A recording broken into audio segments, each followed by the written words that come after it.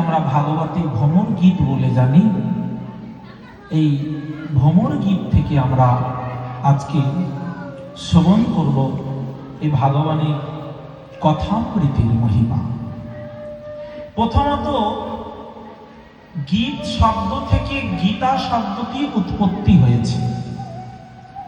আমরা যে গীতা শুনি, আচ্ছা গীতা কতগুলো আছে?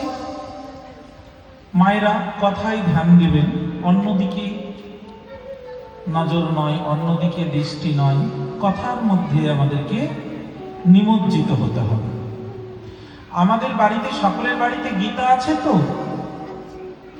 আচ্ছা, সকলের ঘরে কিন্তু গীতা আছে। গীতাটার নাম কি মা? এক একজনের ঘরে দেখবেন এক এক রকম গীতা আছে। কারো ঘরে আছে পদ্ম গীতা, কারো ঘরে আছে শ্রীমদ্ ভগবদ গীতা। হ্যাঁ, কেউ পদ্ম গীতা, কেউ আবার শ্রীমদ্ ভগবদ গীতা, কেউ আবার অর্জুন গীতা।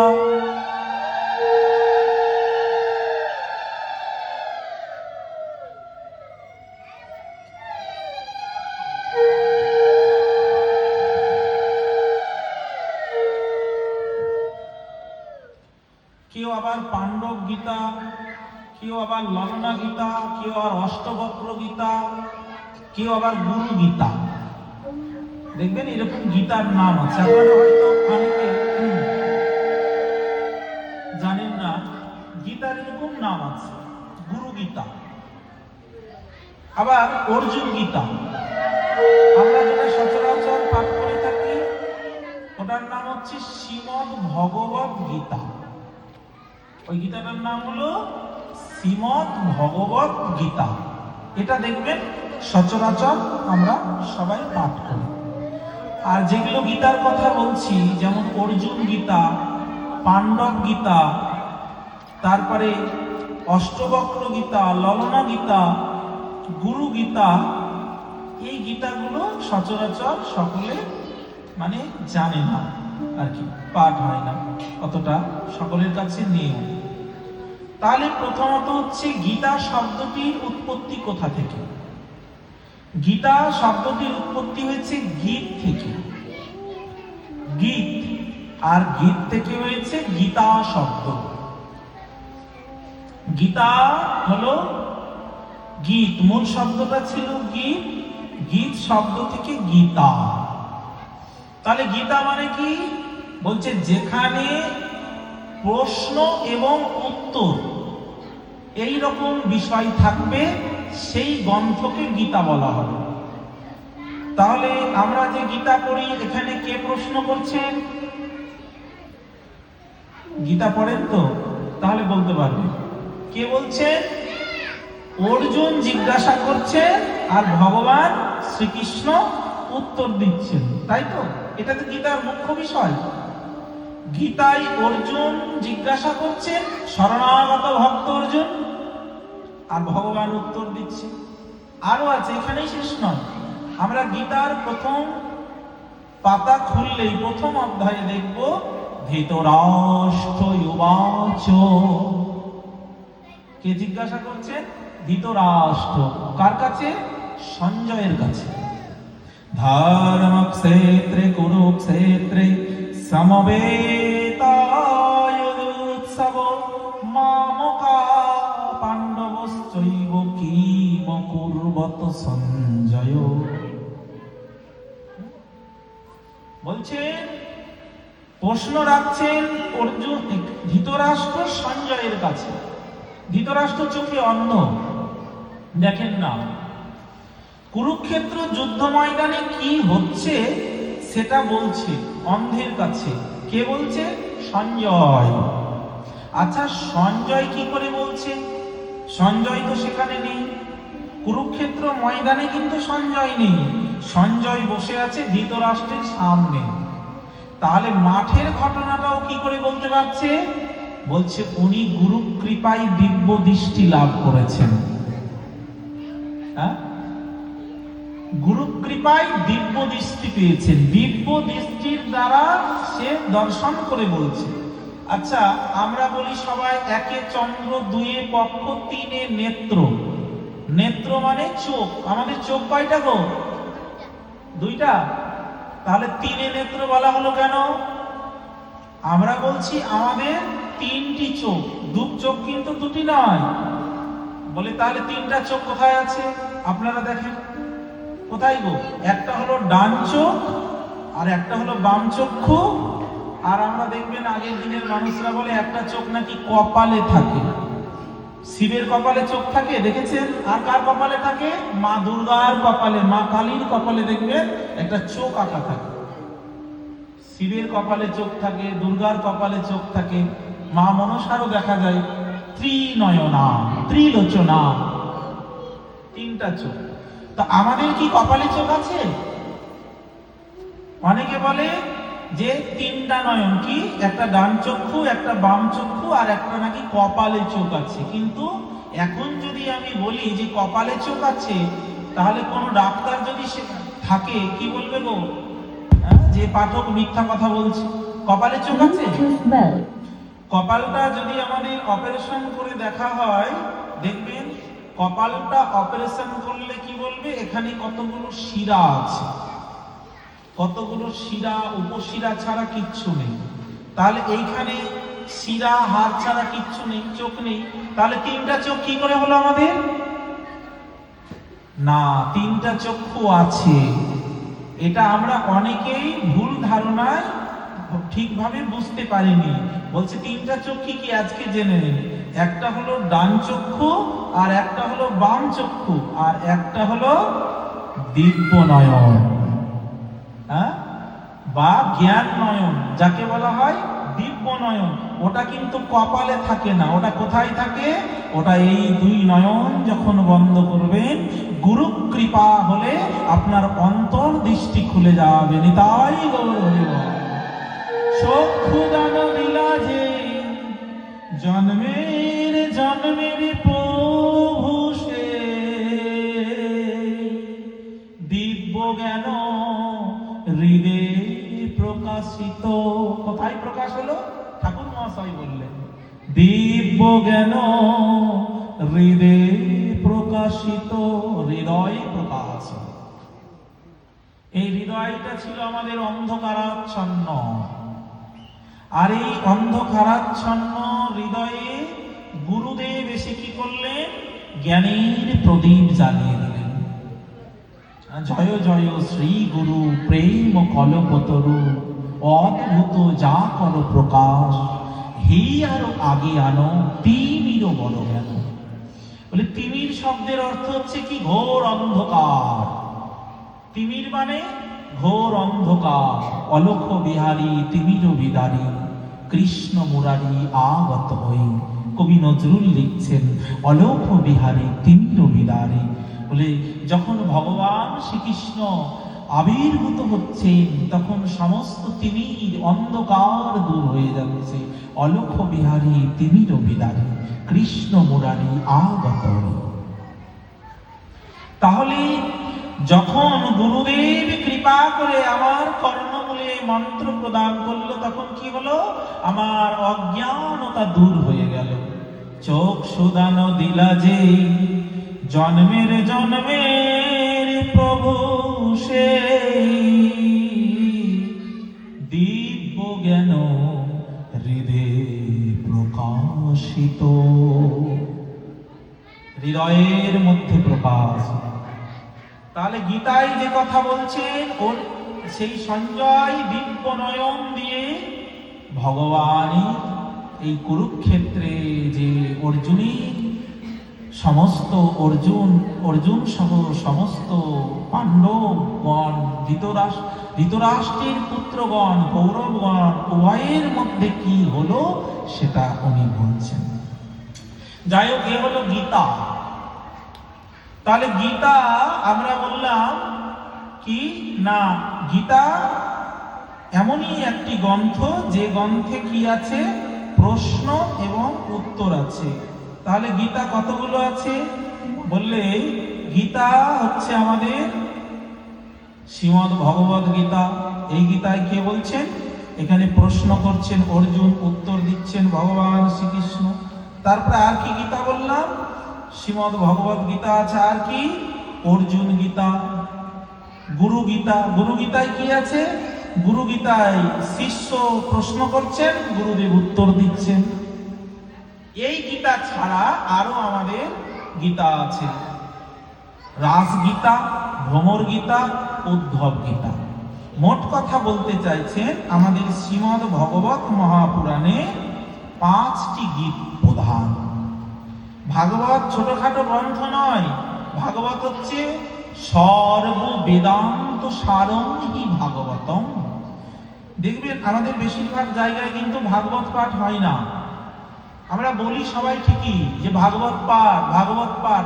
ক জায়গায় ভাগবত পাঠ হয় বলুন তো? না, বললেই হবে না। ভাগবতের একটা অধ্যায়, একটা শ্লোক, একটা শ্লোকের ব্যাখ্যা, তার আবার টিকা, এগুলো আলোচনা করা এতটা সোজাও নয়।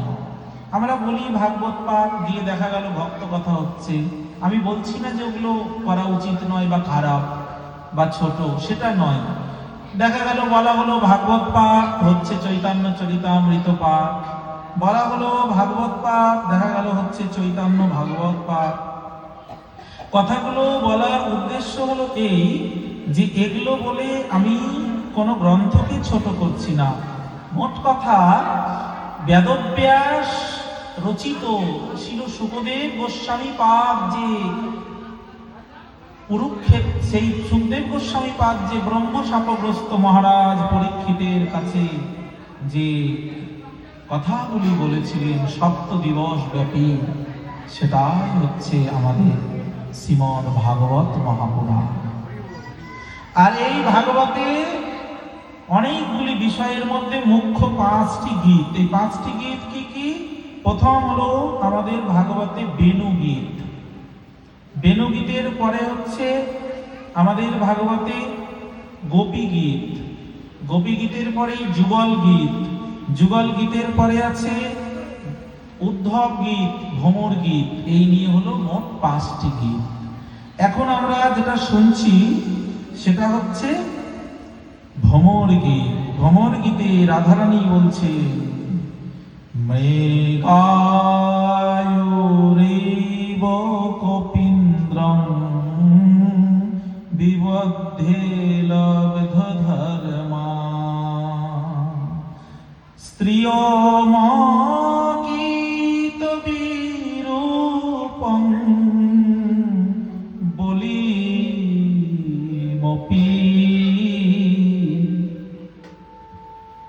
স্ত্রী কাময়ান বলিমপি বলিমস্তাবেষ্টয়দ ধবাংসুজ স্থলদলমসিতরৈ দুস্ত্যদুস্তত কথার্থ।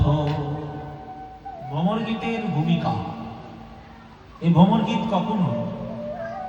ভগবান শ্রীকৃষ্ণ যখন অক্রূর মুনির রথে চড়ে বৃন্দাবন থেকে মথুরায় গেলেন। মথুরায় যাওয়ার পরে মথুরায় কংস বধ করে ভগবান গুরুগৃহে গুরু সন্দীপনী মুনির আশ্রমে গেলেন। সেখানে 64 দিন পড়াশোনা করে আবার ফিরে আসলেন।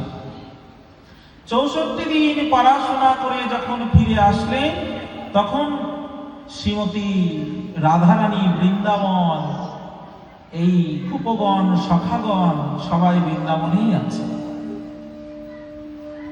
ভগবান কৃষ্ণ একদিন মা দেবকীর হাত থেকে মাখন মিশ্রি খেলেন। মা দেবকী খোঁজ নিয়েছেন কৃষ্ণ কি ভালোবাসে। শুনতে পেয়েছেন, জানতে পেরেছেন কৃষ্ণ নাকি মাখন মিছরি ভালোবাসেন। মা যশোদা বৃন্দাবনে নাকি কৃষ্ণকে মাখন মিছরি খাওয়াতেন। মা যশোদা তো মাখন প্রস্তুত করতে পারতেন, দধি মন্থন কার্যটা মা যশোদার মতো কেউ জানেন না। কিন্তু মা দেবকী তো এরকম জানেন না। মা দেবকী তো দধি মন্থন জানেন না। তাহলে মা দেবকী দধি মন্থন জানে না, কোন গোপপল্লী থেকে সংগ্রহ করে এনেছেন। আর সংগ্রহ করে এনে সেটাই কৃষ্ণকে দিয়েছে। কৃষ্ণ ভগবান মাখন মিছরি এগুলি পেয়ে মনে বড় আনন্দ হলো। আমার তো প্রিয়, অত্যন্ত প্রিয় খাবার। আর এই মাখন মিছরি খেয়েছিলাম কোথায়? মাখন মিছরি খেয়েছিলাম আমি বৃন্দাবনে মা যশোদার কাছে। মনে পড়ে গেল মা যশোদার কথা, মনে পড়ে গেল বৃন্দাবন লীলার কথা, মনে পড়ে গেল ওই দাম বন্ধনের কথা। আমাকে মা বেঁধেছিল, সেই বাঁধতে গিয়ে 2 আঙ্গুলি দড়ি কম পড়েছিল, সেই কথা চোখের জলে ভেসে যাচ্ছে। আর মাখন মিছরি খেতে পারছে না। বৃন্দাবন গোবর্ধন যমুনা পুলিন বন, পিতা মাতা বন্ধুগণ বোঝো তোমার জীবন। বলো বড় চিত্র কেমনে পাশরিলা। বড়ই কৃষ্ণের মনে হলো বৃন্দাবনের কথা। 2 চোখ ভেসে যাচ্ছে নয়নের জলে। মা যশোদা, মা দেবকী কিছু বলতে পারছেন না। ছেলে বড় হয়েছে এখন। ছোট ছেলে কাঁদলে মা তাকে জানতে পারে, বাবা তোর কি হয়েছে, কি লাগবে। তো ছেলে যদি বড় হয়, বড় হলে ছেলে যদি চোখে কান্না, চোখে জল, তাহলে এই কথাটা কান্নার কারণটা কেউ অনুসন্ধান করতে পারে, মা বাবা পারে না। তখন বন্ধু বান্ধবরা পারে। যতটা বন্ধু বান্ধবরা পারে মা বাবারা পারে না। তো মনে হলো মা দেবকী বসুদেবের যে কৃষ্ণের চোখে জল কেন, এটা জানতে পারবে একমাত্র কৃষ্ণের বন্ধু উদ্ধব। উদ্ধবকে পাঠালেন। উদ্ধব যেতেই সখা কৃষ্ণের অত্যন্ত প্রিয় বন্ধু, এ হলো দেবভাগের পুত্র, সে উদ্ধব মথুরায় কৃষ্ণের যতটা প্রিয়, কৃষ্ণ তাকে খুব ভালোবাসে, সেও কৃষ্ণকে খুব ভালোবাসে। ছোটবেলা থেকে কৃষ্ণকে যখন থেকে দেখেনি, তখন থেকে কৃষ্ণগত প্রাণ ছিল উদ্ধবে। উদ্ধব যখন এই প্রকারে কৃষ্ণের কাছে এসে বলল, সখা তুমি কাঁদছো কেন, কি হয়েছে? উদ্ধব বলতে উদ্ধবের হাতটা ধরে ফেলল। গচ্ছ উদ্ধব ব্রজ সম্যম পিতৃনা পিতিমা বহ, গোপীনাং মদ বিয়োগাধিকম মৎসন্দর্শৈ বিমোচয়। উদ্ধব, আমি কেন কাঁদছি জানো? শোনো, তোমাকে সব আজকে খুলে বলবো, আমার মনের কথা। উদ্ধব, তার আগে কথা দাও, তুমি বৃন্দাবনে যাবে। গচ্ছ উদ্ধব ব্রজ সম্য, তুমি ব্রজে যাবে কেন সখা? ব্রজে কে আছে? ব্রজেই তো আমার সবকিছু। আমার পিতা মাতা, আমার সখাগণ, আমার প্রাণ পিয়াসী রাধিকা। কি বলবো তোমাকে, আমার প্রাণ পিয়াসী রাধিকা। পিতা মাতা বন্ধুগণ বোঝো আমার জীবন। রাধারানী হলো আমার জীবনের জীবন, জীবনের জীবন হলো রাধারানী। পিতা মাতা বন্ধুগণ বোঝো আমার জীবন। মা বাবা তো আছে, বন্ধুগণ এরা আমার জীবন। জীবনের জীবন কি বলুন তো? আমরা কি বলি, আমাদের জীবন কি? জলের আর এক নাম জীবন। আমরা জল ছাড়া বাঁচতে পারবো? এই জন্য আমরা বলি জলের আর এক নাম জীবন। জল ছাড়া আমরা কেউ বাঁচতে পারবো না। তেমন গোবিন্দ বলছে, আমার জীবনকে জানো, আমি জল ছাড়া বাঁচতে পারি। ভগবান জল ছাড়া বাঁচতে পারেন, কারণ ভগবানের তনু তো আমাদের মতো রক্ত মাংসে গড়া তনু নয়। ভগবানের দেহ হলো সচ্চিদানন্দময়। সৎ চিত আনন্দ, অপ্রাকৃত দেহ। ভগবানের দেহটা আমাদের মতো প্রাকৃত নয়, রক্ত মাংস হাড় দিয়ে তৈরি দেহ নয়। ভগবানের দেহ অপ্রাকৃত, চিদানন্দময়, চিন্ময়। ভগবান মৃন্ময় নয়, তিনি চিন্ময়। সে জল ছাড়া বাঁচতে পারে। ভগবান বলছে আমি জল ছাড়া বাঁচতে পারি, কিন্তু রাধারানীকে ছাড়া বাঁচতে পারি না। নিতাই গৌর হরি বল।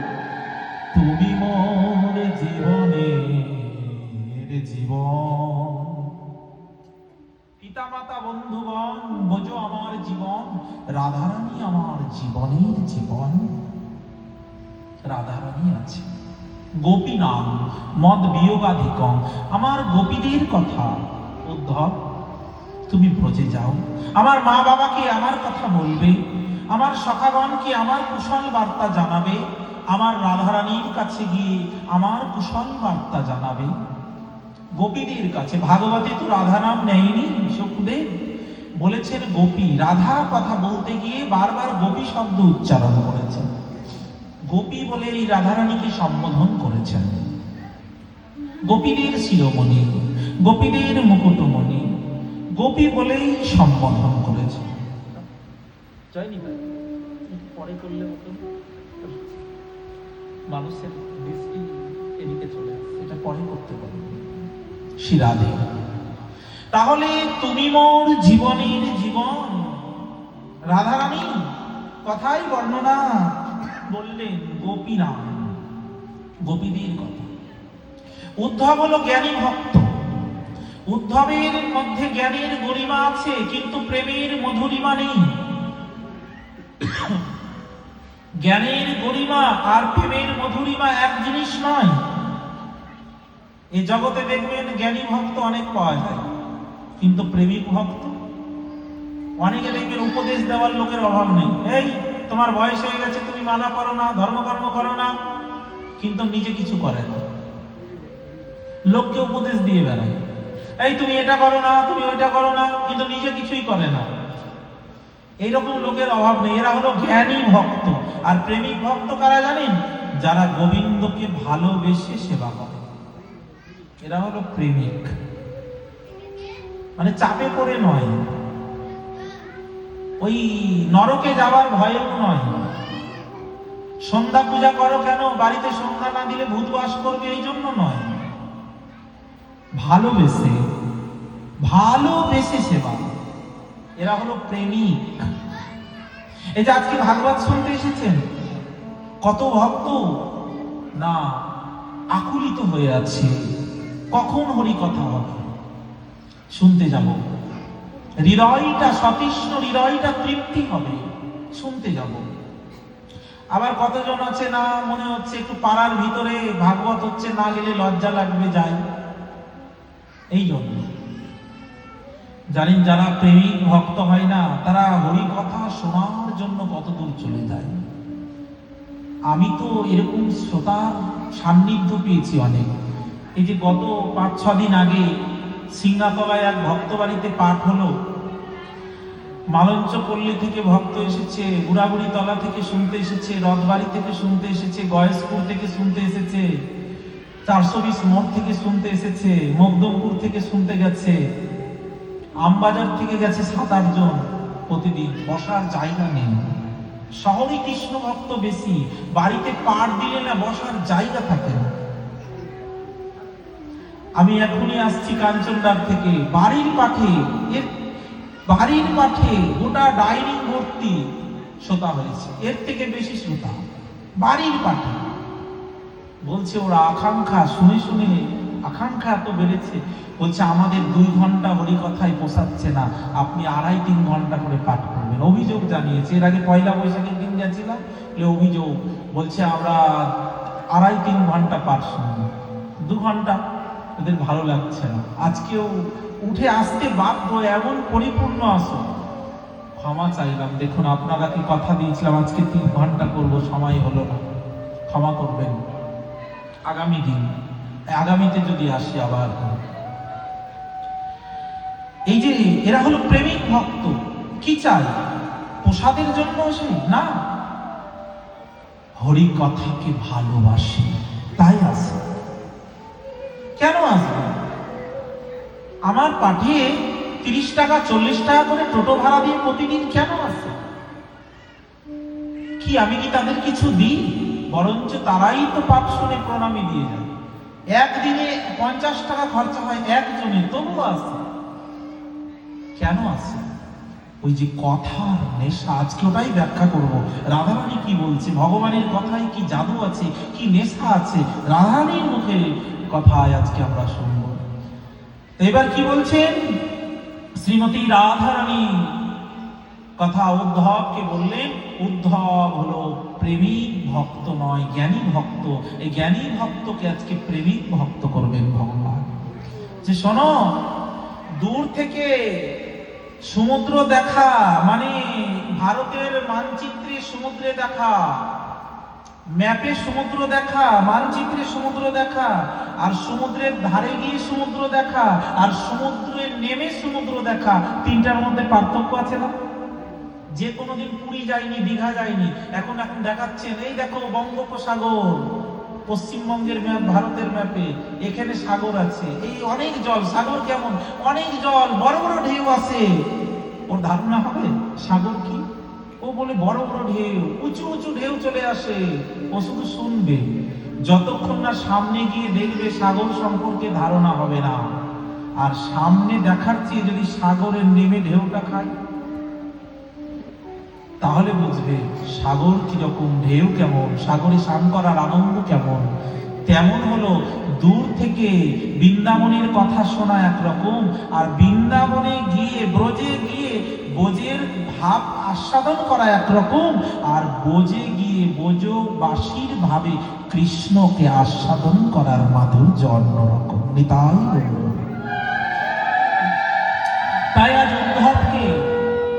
উদ্ধবকে ভগবান বলছে, উদ্ধব, তোমার ভিতরে জ্ঞানের গরিমা আছে, প্রেমের মধুরিমা নেই, তাই তুমি ব্রজে যাও। শুধু ব্রজে যাও না, ব্রজে গিয়ে ব্রজবাসীর ভাবে নিজেকে অনুভব করো। উদ্ধব এসেছেন, অপরূপ কথা। আমি সেই প্রারম্ভিক বিষয় থেকে আর যাচ্ছি না। মাতা পিতা যশোদা নন্দ বাবার সঙ্গে দেখা করলেন। উদ্ধব পরম জ্ঞানী, জ্ঞান দিয়ে তাদেরকে, জ্ঞানের যুক্তি দিয়ে তাদেরকে দুঃখ বিমোচনের কথা ভাবলেন। কিন্তু না, উদ্ধব যতই জ্ঞানের কথা বলে, নন্দ বাবা মা যশোদা তো প্রেমিক ভক্ত। বলে, উদ্ধব কি বলো, কৃষ্ণ ভগবান, কৃষ্ণ অধোক্ষজ, তিনি, তার ক্ষুধা তৃষ্ণা নাই, তিনি পরম ব্রহ্ম, তিনি পরম ব্যায়ামে অবস্থিত। কি বলছো উদ্ধব, যার ক্ষুধা নেই তৃষ্ণা নেই? উদ্ধব কি ভগবানের সংজ্ঞা দিচ্ছেন, যিনি ক্ষুধা তৃষ্ণা রহিত। কি বলছো, ক্ষুধা তৃষ্ণা নেই? ক্ষুধা পেলেই তো মা যশোদার কাছে হাত পেতে চাইতো, মা ননীদে তোমার কথা শুনবো না, আমরা দেখেছি সেটা বলবো। তুমি বলছো কৃষ্ণকে বাধা যায় না, ধরা যায় না, তিনি অধরা। এই তো সেদিনের কথা, মা যশোদাই তো বেঁধেছিল। যাকে বাধা যায় না তাকে তো বেঁধেছে, যার ক্ষুধা নেই সে তো হাত পেতেছে, খেয়েছে। যতই যুক্তি দেয়, সব যুক্তি নিষ্ফল হয়ে যায়। অবশেষে উদ্ধব বুঝলেন এরা প্রেমিক ভক্ত। এদেরকে কখনো, এদের কাছে জ্ঞানের কথা বলে কখনো এদের দুঃখ আমি নিবারণ করতে পারবো না। আমি তো প্রেমিক হতে পারিনি, তাই তো প্রেমিক হতে চাই। আসলেন রাধারানীর কাছে। রাধারানীর কাছে আসতেই রাধারানী উদ্ধবকে বসতে দিলেন। চিনতে পেরেছেন এ তো উদ্ধব। বসতে দিলেন কি, একটা আসন পেতে দিলেন। কিসের আসন? বৃন্দাবনে যেদিন থেকে কৃষ্ণ চলে গেছে সেদিন থেকে রাধারানী বনেই থাকেন। বন ছেড়ে রাধারানী ঘরেও যায়নি, পাগলিনীর মতো এলোথেলো কেশ, দেহটা ক্ষীণ। আমাদের রূপ গোস্বামী পাদ ভক্তি রসামৃত সিন্ধুতে 10টি দশার কথা বলেছে। চিন্তা উন্মাদ, চিন্তাত্র জাগরত উদ্বেগই, রূপ গোস্বামী পাদ লিখেছেন। ক্ষীণ অঙ্গ, রাতে ঘুম নেই, পাগলিনীর মতো। বলছেন এই অবস্থায় আমার শ্রীমতী রাধারানী সখীদের সঙ্গে আলোচনা করছে। কি আলোচনা করছে? সখী, আমি বোধহয় আর বাঁচব না, আমি যদি মরে যাই আর কৃষ্ণ যদি আসে, তাকে কি বলবি জানিস? কি করবি আর কি বলবি? সেই কথাগুলো বলছেন, বর্ণনা করছে। পুনঃ যদি বধূ মোর আসে বৃন্দাবনে, পরাণ পাও হাম প্রিয়া দর্শনে। যদি কোনদিন আমার গোবিন্দ আসে, আমি আবার বেঁচে যাব রে। এই বিলাপের কথা বলতে বলতে উদ্ধব ওখানে গেছে। উদ্ধবকে বসতে দিয়েছেন কি? আসন। নিজের কাপড়ের আঁচলটা ছিঁড়ে বলছে, উদ্ধব বসো। উদ্ধব দেখছেন রাধারানীর দেওয়া আসন, ওই আসনে কি আমি বসার যোগ্য? না না, রাধারানীর দেওয়া আসনে বসার মতো আমার যোগ্যতা নেই। আর ওই আসনকে উপেক্ষা করব, এই ক্ষমতাও আমার নেই। কোন ভক্ত যদি আসন দেয়, ওই আসনে দেখুন বসতে গেলে সেখানে ওই ভক্তের দেওয়া আসনে বসার মতো তো যোগ্যতা চাই। এটা যেমন ব্যাসাসন, এখানে কি যাকে তাকে উঠিয়ে দিলে বসতে পারবে, বলতে পারবে না, এর একটা মর্যাদা আছে। তেমন ওই যে আসনটায় আপনারা বসে আছেন, ওটা পরীক্ষিতের আসন, সোতার আসন। ওখানে পরীক্ষিত বসেছিলেন। পরীক্ষিত বসে ওই আসনকে অলংকৃত করেছিলেন। ওখানে সবাই বসতে পারবে? স্বর্গ থেকে দেব দেবীরা এসেছিল পরীক্ষিতের সবাই, তারা ভাগবত শুনতে পারিনি। বলছে আসনে জানেন বসতে গেলে কিভাবে বসতে হয়? আসনকে প্রথমে প্রণাম করতে হয়। আমরা যে পুজো করতে বসি, আসনে বসি তো, আসনের মধ্যে দেবতা থাকে, আমরা আসনকে প্রণাম করি। যা কেউ বলেন আসন শুদ্ধি। আসনে কারা থাকে? আমরা মন্ত্র বলি, আসন শুদ্ধি মন্ত্রস্য মেরুপিষ্ট ঋষি সুতলম ছন্দ কর্ম দেবতা আসনে উপবেশ ও আসন উপবিনয়োগ। ওম আসন শুদ্ধি মন্ত্রস্য মেরুপিষ্ট ঋষি ছন্দ কর্ম দেবতা। এরা থাকে কর্ম দেবতা, বিরাজ করে। বিত্থিতয়াধীতালোকা দেবিত্বং বিষ্ণুনাদিঞ্চা তঞ্চ ধরায় মাং নিত্যং পবিত্রাসনং কুরু। আসনের মধ্যে কুর্ম দেবতা, আদি দেবতা। তার জন্য যখন আমরা পুজো করতে বসি, আসনটাকে প্রণাম করে বসি। যে ভাগবতের আসনে যখন বসেছি, প্রণাম করে বসেছি। আপনারা যখন বসেছেন এই আসনে, প্রণাম করে বসেছেন তো। ভাগবত শুনতে আসতে গেলে, কীর্তন শুনতে আসতে গেলে আসনে বসার আগে ওটাকে প্রণাম করতে হয়। যে আসনে ভক্ত বসে থাকে, আমরা ছোটবেলা থেকে শিক্ষা পেয়েছি পরিবার থেকে, 10 নারায়ণ। যে আসনে 10 জন বসে থাকে, ওটা নারায়ণের আসন, ওটাকে প্রণাম করে বসতে হবে। আপনি ধার্মিক এটা প্রমাণ করতে হবে না, আপনার আচরণেই বুঝিয়ে দেবে আপনি ধার্মিক।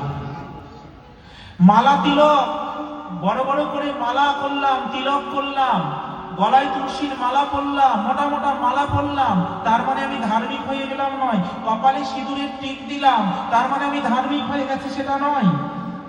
ধর্মম চারেত।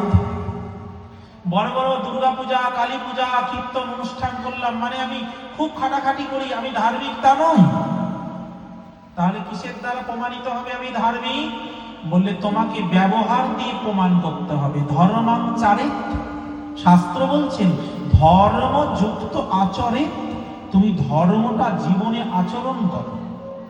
তুমি ধার্মিক, তুমি বড় বড় দুর্গা পূজা করো, অনেক মোটা তুলসীর মালা পরেছো বা মোটা করে সিঁদুরের টিপ দিয়েছো, আর মদের দোকানের সামনে দাঁড়িয়ে আছো লাইন দিয়ে মদ কিনবে বলে। কি হলো বিষয়টা?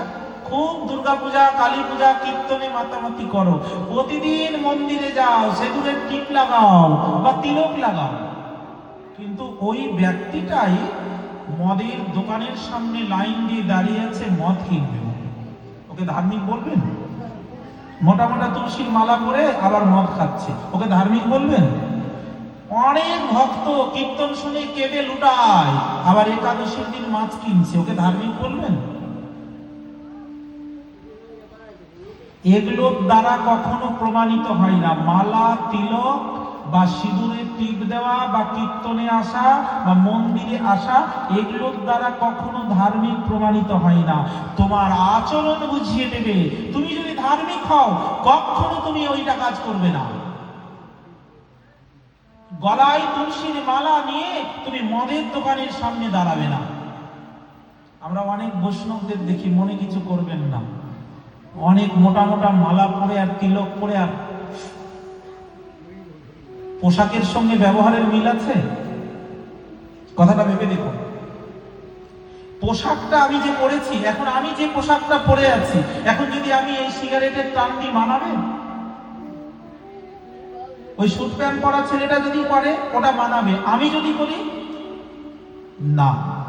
আমার পোশাকের সাথে ব্যবহারের মিল থাকতে হবে। আমি যে পোশাক পরেছি সেটার মর্যাদা দিতে হবে। আমি মন্দিরে আসি, আমি কীর্তন শুনি, আমার সেই ব্যবহারটা, আমার আচরণটাও সেই রকম হওয়া চাই, তবেই তুমি ধার্মিক।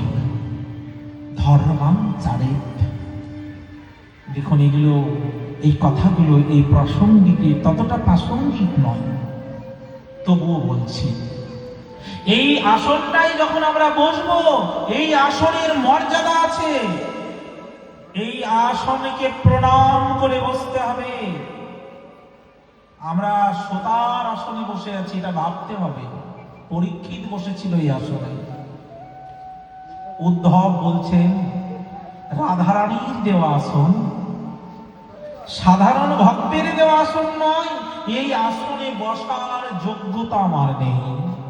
বিশ্বকবি রবীন্দ্রনাথ ঠাকুর বলেছিলেন না, এই মণিহার আমায় নাহি সাজে। হে বিশ্ববিধাতা, যখন উনি নোবেল পেয়েছেন, আপনারা জানেন তো, বিশ্বকবি রবীন্দ্রনাথ ঠাকুর নোবেল পেয়েছিলেন। যখন উনি নোবেল পেয়েছেন, তখন উনি নিজে মনে গান লিখছেন, এই মণিহার আমায় নাহি সাজে। কত বড় তার কৃতিত্ব, তবুও বলছে, এ পড়তে গেলে লাগে, এর ছিঁড়তে গেলে বাজে, ওই দিকেতে মন পড়ে রয়, মন লাগে না কাজে, এই মণিহার আমায় নাহি সাজে। এর যোগ্য আমি না। হে বিশ্ববিধাতা, তুমি যে উপহার আমাকে দিয়েছ, এর যোগ্যতা আমার নেই, এটা পাওয়ার যোগ্যতা নেই। অকৃতি অধম বলে কম কি কিছু দিয়েছ মোরে? আমি অকৃতি, আমি অধম, তবু বিধাতা ভগবান গুরুদেব তুমি আমাকে কম কিছু দাওনি, অনেক দিয়েছ, না চাইতেই অনেক দিয়েছ। ওই আসনটা বসবেন কি করে? রাধারানীর দেওয়া আসন। তাই কি করলেন?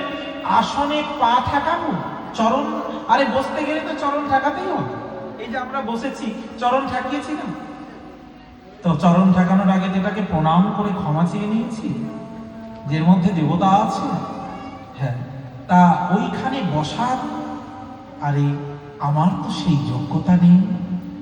আর রাধারানী আসন দিয়েছে, যদি না বসি অপমান করা হয়। কোনো ভক্তের বাড়িতে গেছেন, কেউ আপনাকে চেয়ার দিয়েছে বা আসন দিয়েছে, আপনি বললেন না না না আমি বসবো না, আমার কাজ আছে, ওটা জানেন ওই ভক্তটাকে অপমান করা হলো।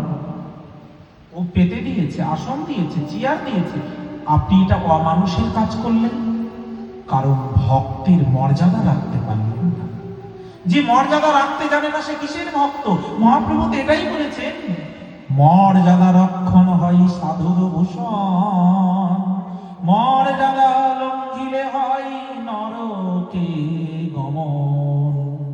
মর্যাদা রক্ষা করাই তো সাধুর ভূষণ। তাই উদ্ধবের দেওয়া আসনটাকে রাধারানী প্রণাম করে আসনে হাত রাখলেন আর বোঝের মাটিতে বসলেন।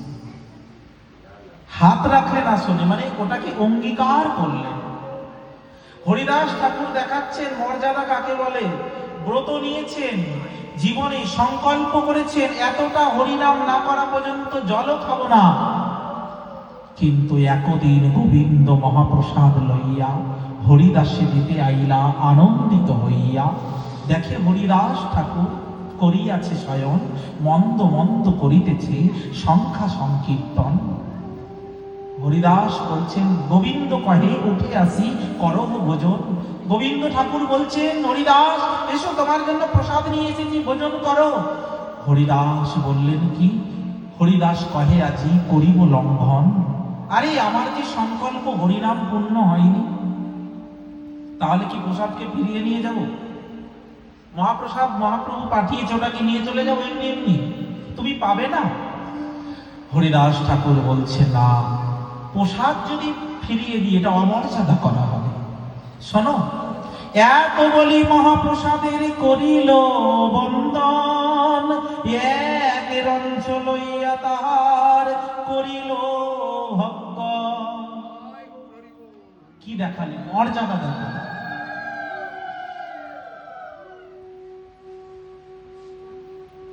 কিসের জন্য? সংখ্যা সংকীর্তন নাই করে কি মতে খাইব? আবার মহাপ্রসাদ আনিয়াছ, কেমনই উপেক্ষিব? আমার তো সংখ্যা পূরণ হয়নি। কিন্তু প্রসাদকে অমর্যাদা করা যাবে না। এত বলি মহাপ্রসাদের করিল বন্দন, বন্দনা করে রঞ্চ মানে এক কণিকা তুলে নিলেন, এক রঞ্চ লইয়া তার করিল ভক্ষণ। প্রসাদের মর্যাদা দেখালেন। যদি আপনি ব্রত করেছেন, কেউ প্রসাদ দিল, আপনি বলেন না না না না না, এটা চলবে না। প্রসাদকে মর্যাদা করুন। প্রসাদ যখন সামনে এনে দিচ্ছে, আপনি প্রসাদ বলে তো দিচ্ছে, সেটাকে সম্মান করতে হবে। হাতে নিয়েও সেটা রেখে দিন। যদি দেখেন না ওটা আমার পাওয়া যাবে না, আমি হাতে নিলাম, কাউকে দিয়ে দিলাম, বা আজকে ব্রত, আজকে এই মিষ্টিটা পাওয়া যাবে না, দিয়ে দিয়েছে, ওটা নিয়ে গিয়ে রেখে দিন, কালকে পালন করবেন। কিন্তু তা বলে মর্যাদা, প্রসাদ সামনে এনেছে এইভাবে। প্রসাদ মানেই ভগবান, এটা শাস্ত্র বলছেন। প্রসাদ কি? ভগবান। মহাপ্রসাদে গোবিন্দে নাম ব্রহ্মণি বৈষ্ণবে স্বল্প পুণ্যা ব্রতং রাজন বিশ্বাস নৈব জায়তে। এর অর্থ কি? মহাপ্রসাদ গোবিন্দ, আর গোবিন্দের নাম, আর গোবিন্দের ভক্ত, এই চারটির মহিমা এক। ভগবান, ভগবানের ভক্ত, আর ভগবানের প্রসাদ, আর ভগবানের নাম, এই চারটির মহিমা এক। অল্প পুণ্যবান ব্যক্তিরা এই চারটির মহিমা বোঝে না, জানে না। স্বল্প পুণ্যা ব্রতং রাজন বিশ্বাস নৈব জায়তে। এরা বিশ্বাস করে না। কারা বিশ্বাস করে না?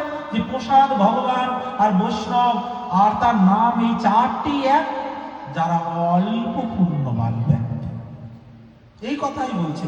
স্বল্প পুণ্যাং ব্রতাং রাজন বিশ্বাস নৈব জায়তে। এদের বিশ্বাস, এটাই তো বলছে। তারপর কি হল? মর্যাদা। উদ্ধব মর্যাদা দিল, ভক্তদের মর্যাদা দিতে হবে। এখানে এসে বসেছেন, এর একটা মর্যাদা। আপনার কপালে বসা মাত্র প্রসাদিক চন্দন তিলক দিল, এটা কত ভাগ্য যে আমি ভগবানের প্রসাদী চন্দন তিলকটা পেলাম। এটা অনুভব করতে হবে। ভগবানের কৃপা আসলো আমার কপালে।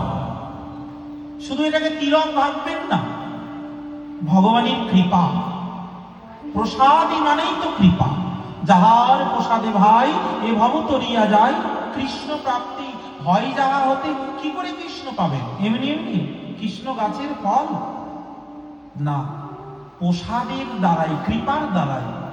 এটাও একটা কৃপা। ভগবানের প্রসাদী চন্দন পেলেন, এটাও কৃপা। ভগবানের এই লীলা কথা ভূমিতে এসে বসতে পেরেছেন, এটাও কৃপা। ভগবানের কথা শুনছেন, এটাও কৃপা। কানের মধ্যে দিয়ে একটা প্রসাদ পাচ্ছেন, এটাও কৃপা প্রবেশ করছে। এই যে হরি কথাগুলো প্রবেশ করছে আপনার কানে, বলে অনন্ত জনমের অনর্থকে নাশ করছে এই কথা।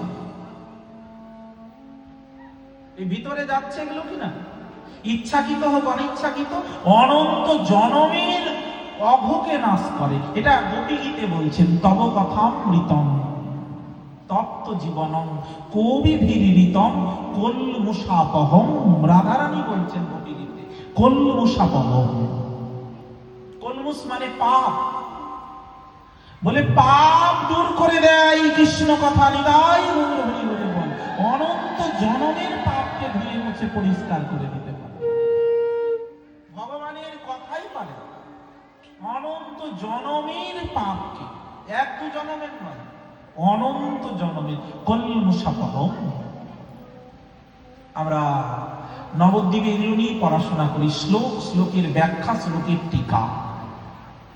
এগুলো এখন বর্তমানে সব পাঠ অনুষ্ঠান তো কমে গেছে, এগুলো তো পাঠ মানুষ শুনতে চায় না। এখন পাঠের মধ্যে একটু হাস্য, পাঠের মধ্যে বিভিন্ন গল্প, রাজনৈতিক কথা, সামাজিক কথা, এগুলো বলে মানুষ পছন্দ করে। কিন্তু এগুলোই তো আগে শুনতো মানুষ। কলমুষাপহম কত গভীর অর্থ করছে, গভীর থেকে গভীর। বলে পাপ দূর করে দিতে পারে, এত বড় ক্ষমতা, এই কথার এত গুণ। আমি জন্ম জন্মে পাপ করেছি, ওই পাপটা আমি চিত্তে বহন করছি। চিত্ত কি করে জানেন? পাপটা বহন করে। আমাদের হরিকথায় মন বসে না কেন?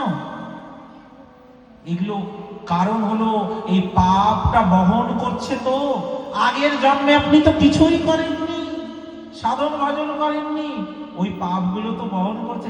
একটা ডাকাতকে যদি এখন খুন করে দেন, ওই ডাকাতটা মরে কি হবে জানেন? ডাকাতি হবে। একটা চোরকে যদি মেরে ফেলেন, মরার পরে চোরটা সাধু হবে না? যে জন্মে চুরি করছে ওই চোরটা যদি মরে যায়, তাহলে পরের জন্মে গিয়ে সাধু হবে এটা নয়, কিন্তু ও চোরই হবে। একটা কৃপণ যদি মরে, মরে কৃপণই থাকবে, পরের জন্মেও কৃপণ থাকবে। ওর যতই টাকা পয়সা থাক, দান ধ্যান করতে পারবে না। কেন? আগের জন্মে কৃপণ ছিল, কোনোদিন সৎ কাজে দান করেনি, ব্যয় করেনি, সৎ পথে ব্যয় করেনি, ওই কৃপণই থাকবে। এই জন্য দেখা যায় আমাদের সমাজে একটা গরিব মানুষ কীর্তনের চাঁদা দিচ্ছে 500 টাকা, আর যার দেওয়ার মতো ক্ষমতা আছে ও দিচ্ছে 200 টাকা। এরকম হয় না? কেন হয় বলুন তো? ওই আগের জন্মের পাপটা বহন করে নিয়ে আসছে হৃদয়ে করে। আগের জন্মেও এরকম ছিল, কৃপণ ছিল। বিত্ত দোষ, শাস্ত্রে এগুলোকে বলছে বিত্ত দোষ। বিত্ত দোষ কি? যার সামর্থ্য থাকতেও ভগবত সেবায় ব্যয় করে না, এদেরকে বলা হয় বিত্ত দোষ। এরা বিত্ত দোষের দোষী। এদের হাতে শুদ্ধ বৈষ্ণবরা খায় না, বলে আমার ওই রকম গুণ চলে আসবে। ওর হাতে প্রসাদ পেলে আমি ওই রকম হয়ে যাব। এই জন্য শুদ্ধ বৈষ্ণবরা বিত্ত দোষ এদের হাতে পায় না। কেন? এগুলো বহন করে নিয়ে আসছে। বলে এই অনন্ত জনমের পাপ আমরা হৃদয়ে করে বহন করে বেড়াচ্ছি। এটা শুদ্ধ হবে কিসের দ্বারাই? বলে ভগবানের কথা শুনতে শুনতে শুদ্ধ হবে। চেত দর্পণমার্জনম ভব মহাদাবাগ্নি নির্বাপনম শ্রেয় কৈরব চন্দ্রিকা বিতরণম বিদ্যাবধূ জীবনম আনন্দয়ম বুদ্ধিবর্ধনম প্রতিপাদনম পূর্ণামৃত আস্বাদনম সর্বোত্তম স্বাপনম পরম বিজয়তে শ্রীকৃষ্ণ সংকীর্তনম। মহাপ্রভু সেই কষ্টকে বলে দেবেন, চেত দর্পণ মার্জন, এই মার্জন করতে পারে। তারপরে অনন্ত জনমের অঘকে নাশ করে শ্রীমতী রাধা ঠাকুরানীর নিকটে এবার উদ্ধব কথোপকথন শুরু করেছেন। রাধারানী বলছে, জগতে প্রত্যেকটা ভালোবাসায় স্বার্থ আছে।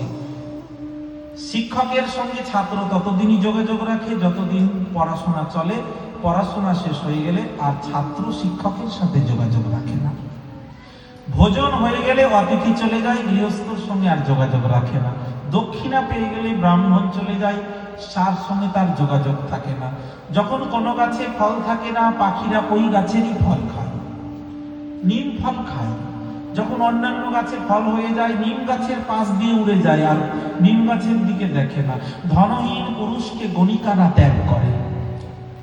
উদ্ধব, তুমি বলো তো, কৃষ্ণের সঙ্গে আমাদের কোন সম্বন্ধ ছিল? আমরা কি কোনো স্বার্থে ভালোবেসেছিলাম? না। তবে আজকে আমাদের সাথে এরকম করলো কেন? বলতে বলতে এই রাধারানী চিত্র জল্প দশা প্রাপ্ত হল। একটা ভ্রমর গুনগুন গুনগুন করে এসে রাধারানীর চরণের কাছে ঘুরতে লাগলো। রাধারানী ভ্রমরকে দেখে এইখানে এই 9টি শ্লোক বলেছিলেন, এটাই ভ্রমর গীত। 10টি শ্লোক বলেছিলেন, এটাই ভ্রমর গীত। আর 10টি শ্লোকে রাধারানীর 10টা দশার বর্ণনা আছে। আমাদের রূপ গোস্বামী পাদ এইভাবে উপস্থাপন করেছে। পদাবলী রসেও আছে দশম দশা, আর আমাদের রূপ গোস্বামী পাদ এইভাবে উপস্থাপন করছেন দশম দশা একই। ওখানে পদাবলী ছন্দে, আমাদের এখানে ব্যাখ্যা টিকা। তো এইখানে 10টা দশা, এই চিত্র জল্প, অভিজল্প, প্রজল্প, বিজল্প, এরকম নাম দিয়েছেন দশাগুলো। এগুলো অত্যন্ত কঠিন। ভাগবতটা তো কঠিন ছিল, মহাপ্রভু এসে আমাদেরকে বিলিয়ে দিয়েছেন, কৃপা করে দিয়ে দিয়েছেন। তোমরা ধন্য হয়ে যাও, ব্রহ্মার দুর্লভ বস্তু সব দিয়ে দিয়েছেন মহাপ্রভু। তো এই যে 10টা দশা এই রাধারানী বলছেন, আর ভ্রমর যেন উত্তর দিচ্ছেন। এই হলো ভ্রমর গীতা। আমি প্রথমে গীতা দিয়ে শুরু করলাম। কি গীতা বললাম আজকে? ভ্রমর গীতা। এখানে রাধারানী বলছেন, ভ্রমর উত্তর শুনছেন। ভ্রমর প্রশ্ন করছেন, রাধারানী উত্তর দিচ্ছে। ভ্রমর যেন বলছেন কি, রাধারানী সেই কথা বলতে বলতে বলছে, ওরে ভ্রমর, মধুপ কি তব বন্ধ মাংস বিশ্রাঙ্ঘিং সপত্নিয়া কুচবিলোলিতমালা কুঙ্কুমশ্রুভির্না বহুত মধুপতিস্তন্মানিনানাং প্রসাদং যদু সদসি বিরম্বম যস্য দ্রুতস্তমিদি। ওরে মধুপ কি তব বন্ধ মাংস বিশ্রাঙ্গী। ভ্রমরটা উড়তে উড়তে যখন রাধারানীর চরণের তলে গেছে, ওরে আরে মাস বিশ্রাঙ্গী, ওরে ভ্রমর ছুস না, আমার চরণ ছুস না। ঠাকুরানী ভ্রমর বলছেন, তোমার চরণ স্পর্শ করতে দেবে না কেন? ওরে তুই শোন ভ্রমর, তোর সঙ্গে তোর বন্ধুর মিল আছে। তুই তো মথুরা থেকে এসেছিস, তোর সঙ্গে তোর বন্ধুর মিল আছে। কিসে মিল? বলে 3 জায়গায় মিল আছে। কৃষ্ণের সঙ্গে ভ্রমরের 3টা মিল। বলে কিসে কিসে মিল? নামে মিল, স্বভাবে মিল, আর বর্ণে মিল। আচ্ছা, নামে মিল কিসে? বলে দেখ, তোর নাম হলো মধুপ, মধুপ মানে ভ্রমর, আর কৃষ্ণের আর এক নাম হলো মধুপতি। তাহলে নামে মিল। আর বর্ণে মিল, তুইও কালো আর তোর বন্ধু কালো, বর্ণে মিল। আর স্বভাবে মিল কি? তোর স্বভাব হলো যে ফুলের মধু খাস আর সেই ফুলকে ছেড়ে আর একটা ফুলে বসিস। একটা ফুলে সন্তুষ্ট নয়, ফুলে ফুলে ভোমরা বসে। যে ফুলের মধু থাকে সেই ফুলে বসিস, মধু ফুরিয়ে গেলে ওই ফুলকে ছেড়ে আবার অন্য ফুলে। তোর বন্ধুরও স্বভাব এরকম।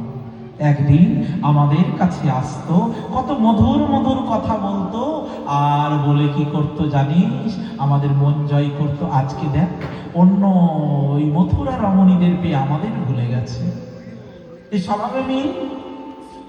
আচ্ছা, ওরে মধুপ, অনেক কথা বলতে বলতে এখন যেটা বলছে আমাদের শ্রীমতী রাধারানী অন্তিম শ্লোকের পড়ছে, অন্তিম পর্যায়ে গিয়ে বলছে। কি বলছে? ওরে ভ্রমর শোন, তোর বন্ধুর ওই পায়ে ধরা স্বভাব ছিল। আমি মান করলে এসে বলতো, মান করলে এসে আমার পা ধরতো, কতই বা চরণ ধরেছে। তমসী মম ভূষণম তমসী মম জীবনম তমসী ভব জলাবিধি রত্ন স্মর গরল খণ্ডনং মম শিরসি মুণ্ডনং দেহি পদবল্লভ মুদার। লেহ লেহ লেহ রাই করের মুরলী পরশিতে চাহি রাধে তোমার চরণের ধুলি। নিতাই গৌর। ওই বলে আমার কাছে চূড়াবাসী দিয়ে এইরকম করে মান ভিক্ষা চায়।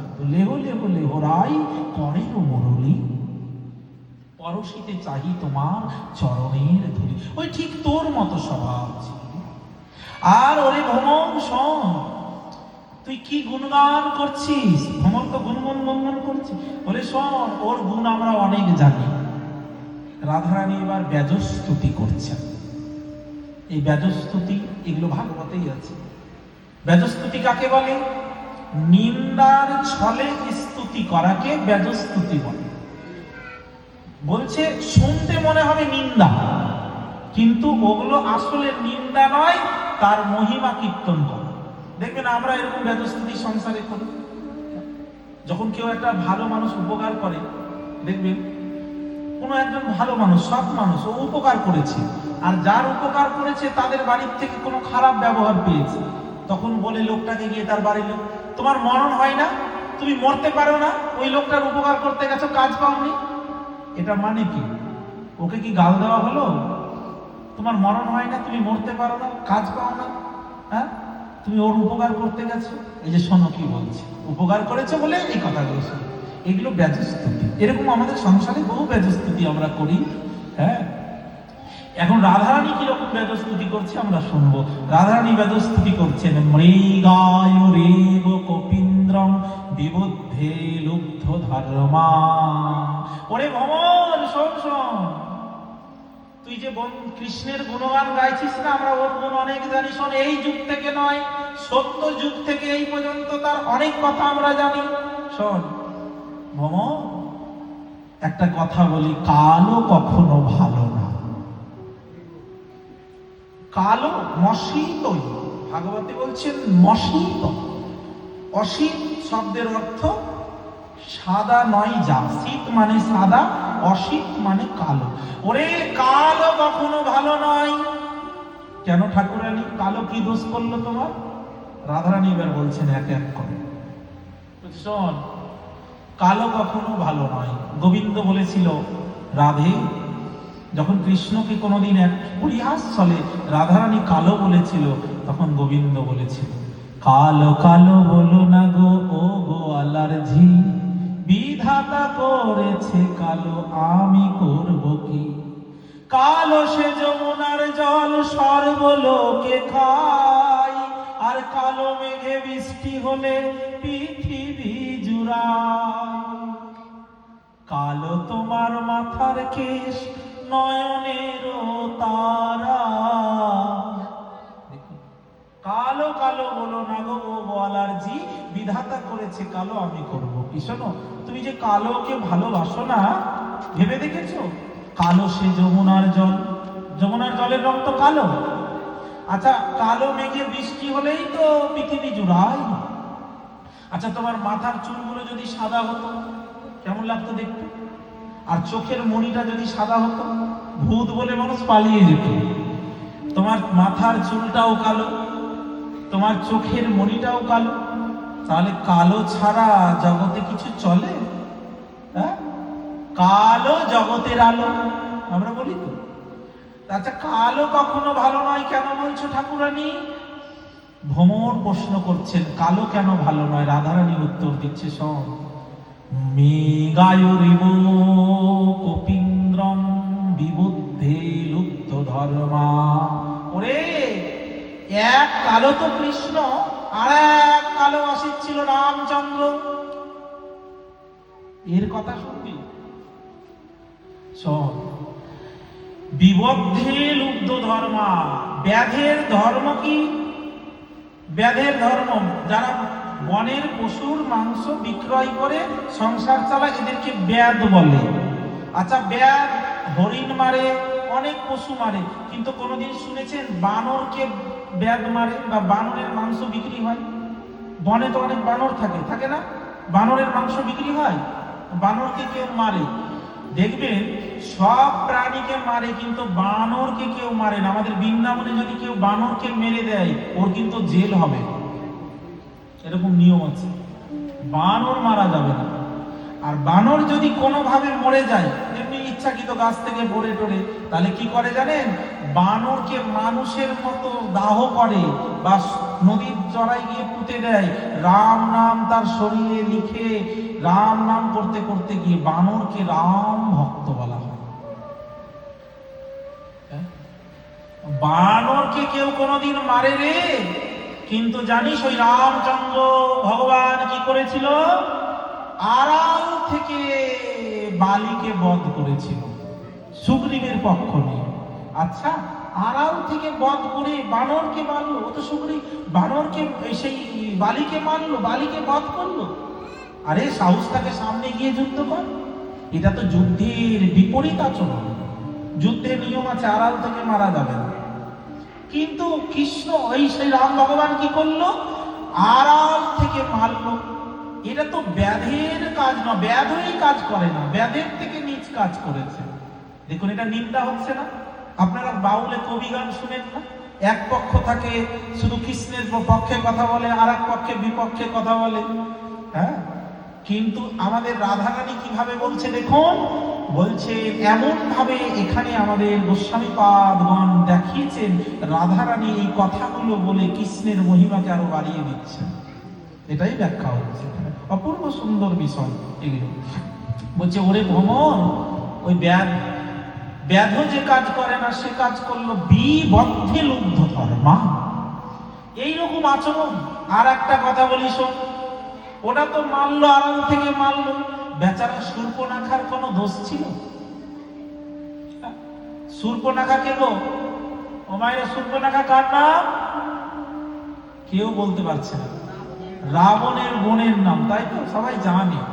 আচ্ছা, শূর্পনাখা যখন রাম ভগবানের কাছে আসলো তখন কি করলো? শূর্পনাখা এসে বলল, তুমি সুন্দর, তোমাকে বিবাহ করতে চাই। আচ্ছা, কোন সুন্দর ছেলেকে দেখে যদি কোনো মেয়ে বলে আমি তোমাকে ভালোবাসি, বিয়ে করতে চাই, এটা কি অন্যায়? না, এটা অন্যায় নয়। তুমি সুন্দর তাই চেয়ে থাকি প্রিয়, সে কি মোর অপরাধ, নজরুল লিখেছেন। আচ্ছা, এটা তো অপরাধ নয়। তাহলে হ্যাঁ, রামচন্দ্র বলতে পারতো যে দেখো আমার ঘরে বউ আছে, আমি আর বিয়ে করতে পারবো, এটা বললেই হতো। কিন্তু বেচারা শূর্পনাখার নাক কেটে কুরুপা করে দিল। আচ্ছা, এত যে যোগী সন্ন্যাসী দেখাচ্ছে, আচ্ছা বলতো দেখি, ওমা মহাপ্রভু কটা বিয়ে করেছে জানেন? কে বলতে পারবেন মহাপ্রভুর বউ কটা? এই কলিযুগে যে গৌরাঙ্গ মহাপ্রভু কটা বউ? এরা কিচ্ছু বলতে পারছে না রে বাবা। দুটো বউ, একজন মা বলেছে। মহাপ্রভু দুটো বিয়ে করেছে। নিত্যানন্দ প্রভু কটা বিয়ে করেছে?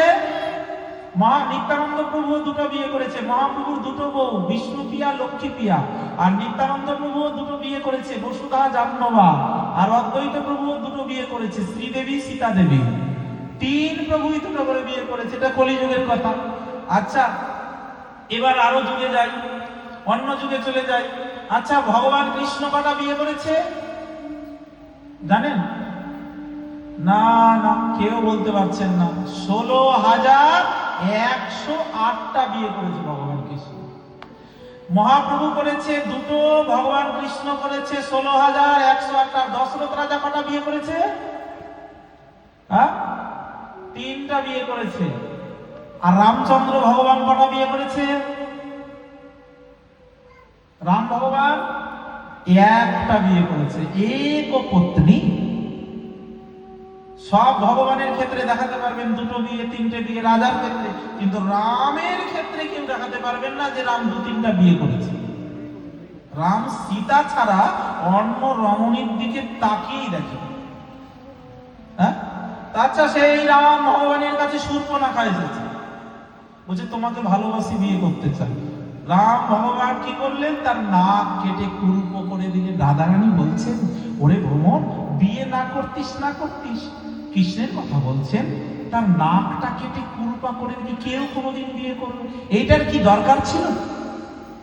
ওরে তোর বন্ধুর মনের কথা শোন, শূর্পণখার নাক কেটেছে। এগুলো তো কৃষ্ণের নিন্দা হচ্ছে। আমাদের ভাগবত বলছে রাধারানী তুমি যে কৃষ্ণের মহিমাকে বাড়িয়ে দিচ্ছ, এটা পরে বলবো। আবার বলছে শুনুন, আর একটা দোষ রাধারানী বলছে, ওরে শোন, স্ত্রীও মাকে তো বিরূপ করে দিয়েছেন। আর এক অসিতের কথা শোন, আর এক কালো, সে কে জানিস? সে হলো বলি মষ্টাদশ, বলি মহারাজের কথা। ওই বলি মহারাজের যজ্ঞ সভায় আসলো কে? আর এক অসিত, সে হলো বামন ভগবান। দেখতেও খাটো, নামও বামন, কাজেও বামন। আর একেবারে বলি মহারাজ যজ্ঞ করছেন, ভিগু পাচ্ছে দক্ষিণ ভারতে। যজ্ঞ শুরু করেছেন, ওই যজ্ঞে এসে বলছেন আমি ব্রহ্মচারী, ছাতা ধরে আছেন, হাতে কুমণ্ডল ধরে আছেন, আর বলছেন আমি ব্রহ্মচারী। বলি মহারাজ বললেন, কি সৌভাগ্য আমার ব্রাহ্মণ কুমার, তুমি এসেছো, বলো কি দান চাই? বলল, আর কি দান চাইবো মহারাজ, নিজের পায়ে দাঁড়িয়ে আমি একটু ভজন সাধন করতে চাই। নিজের পায়ের দাঁড়িয়ে, অন্যের জায়গায় নয়, নিজের জায়গায় নিজের পায়ে দাঁড়িয়ে, তার জন্য আমাকে 3 পাদ ভূমি দিন। বলি ভগবানের কথা শুনে বলছে, বলি মহারাজ ব্রাহ্মণ কুমার বয়সটা অল্প তো, চাইতে যাবো না। হ্যাঁ, আমার কাছে জীবনে যে একবার হাত পাতে, তাকে অন্যজনের কাছে হাত পাততে হয় না, আমি তাকে এত দিই। আর তুমি যদি চাইলেই সামান্য 3 পাদ ভূমি, আমি শশাগরা পৃথিবীর অধীশ্বর, স্বর্গমর্ত পাতাল আমার কাছে এত ছোট চাইলে? চাইতে গেলে একটু বড় সড়ো জিনিস চাইতে পারলে না? তখন কি বললো জানেন? ওই বামন ভগবান বলল, মহারাজ এই পৃথিবীতে সুখী কে জানেন? বললেন না। বলে এই পৃথিবীতে সুখী হলো যে অল্পতে খুশি হয়। নিতাই গৌর হরি বল। অল্পতে যে প্রসন্ন হয়, তার মতো সুখী পৃথিবীতে কেউ নাই।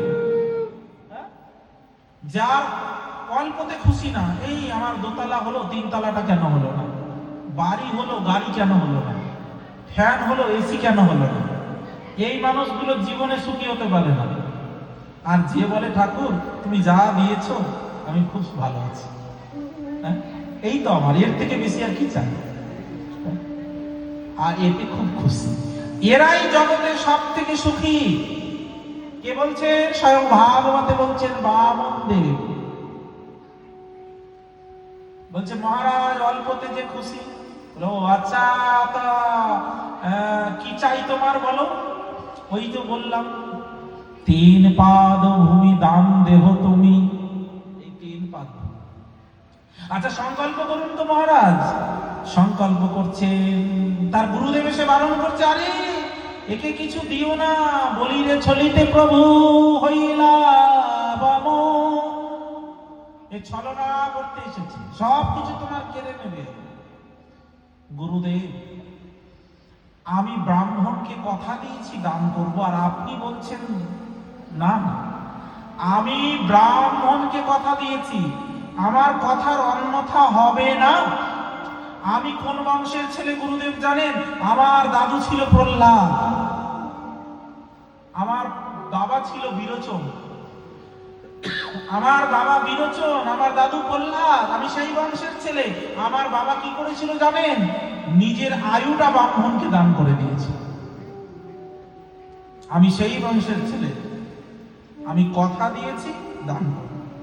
গুরুদেব বলল, দেখো তোমাকে আমি ত্যাগ করব। বলে, যদি ত্যাগ করেন, সত্য রক্ষার জন্য আমি ব্রতী হয়েছি, আপনি ত্যাগ করলেও আমার কিছু বলার নেই। আমি ভগবানকে সামনে পেয়েছি, যে 14 ভুবনের মালিক, যার কাছে সবাই হাত পাতে, সেই ভগবান এসেছে আমার দ্বারে হাত পাততে, আমি তাকে দেব না, এটা কি করে হতে পারে?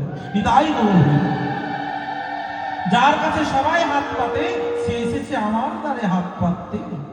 তোমার দুয়ারে হাত পাতিল যে, ফিরাবে কি তুমি তাই?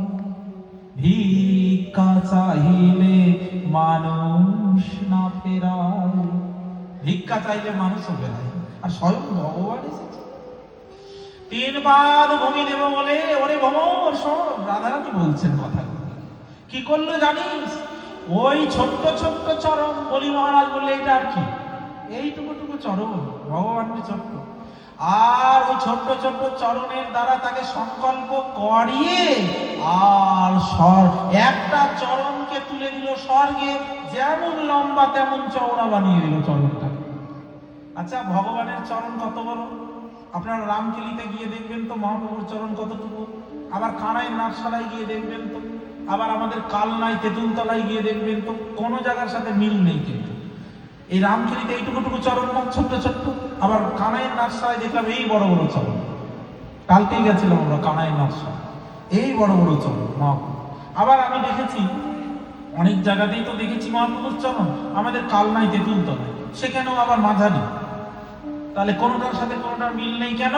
কারণ ভগবান চরণটাকে ছোটও করতে পারে আবার বড়ও করতে পারে। নিতাই গৌর হরি। তাই কি করলে? ওই চরণকে দীর্ঘায়িত করলেন, আর দীর্ঘায়িত করে একেবারে স্বর্গলোককে দখল করে নিলেন। আর ওই চরণটা স্বর্গলোককে দখল করে ভগবানের বুড়ো আঙুলটা কারণ বাড়ি স্পর্শ করছে, কারণ সমুদ্রে থেকে যাচ্ছে। ব্রহ্মা দেখলেন কি অপূর্ব, ভগবানের চরণ কারণ বাড়ি স্পর্শ করছে। ওই চরণের জলটা সঙ্গে সঙ্গে ধৌত করে ভগবানের ওই চরণ ধৌত জলটা ব্রহ্মা কুমণ্ডলে রেখে দিলেন। এই কুমণ্ডল থেকেই ব্রহ্মা, এই কুমণ্ডল থেকে যখন পরবর্তীকালে ভগীরথ সাধনা করলেন, তখন ওই ভগবানের চরণ ধৌত জলটা ঢেলে দিল কুমণ্ডল থেকে। সেখান থেকে মা গঙ্গা দেবী প্রকটিতা হলেন এই মর্তলোকে। ভবভয় হারিণী মহাপাতক নাশিনী এই ভগবতী গঙ্গা প্রকটিতা হলেন। কেন? এই জগৎকে পবিত্র করবে। দেবী সুরেশ্বরী ভগবতী গঙ্গে, ত্রিভুবন তারিণী তরণ তরঙ্গে, শঙ্কর মৌলি নিবাসিনী বিমলে, মম মতি রাস্তাং তব পদ কমলে। তোমার চরণ তরণ, ভগবানের চরণ থেকেই তো গঙ্গার জন্ম। বিষ্ণু হরিপাদ পদ্ম বিহরিণী গঙ্গে, হরির চরণ থেকে। আচ্ছা, তারপরে কি হলো? ওই স্বর্গলোক হয়ে গেল। এবার মর্ত আর পাতালকে একটি চরণে লম্বা চওড়া করে হয়ে গেল।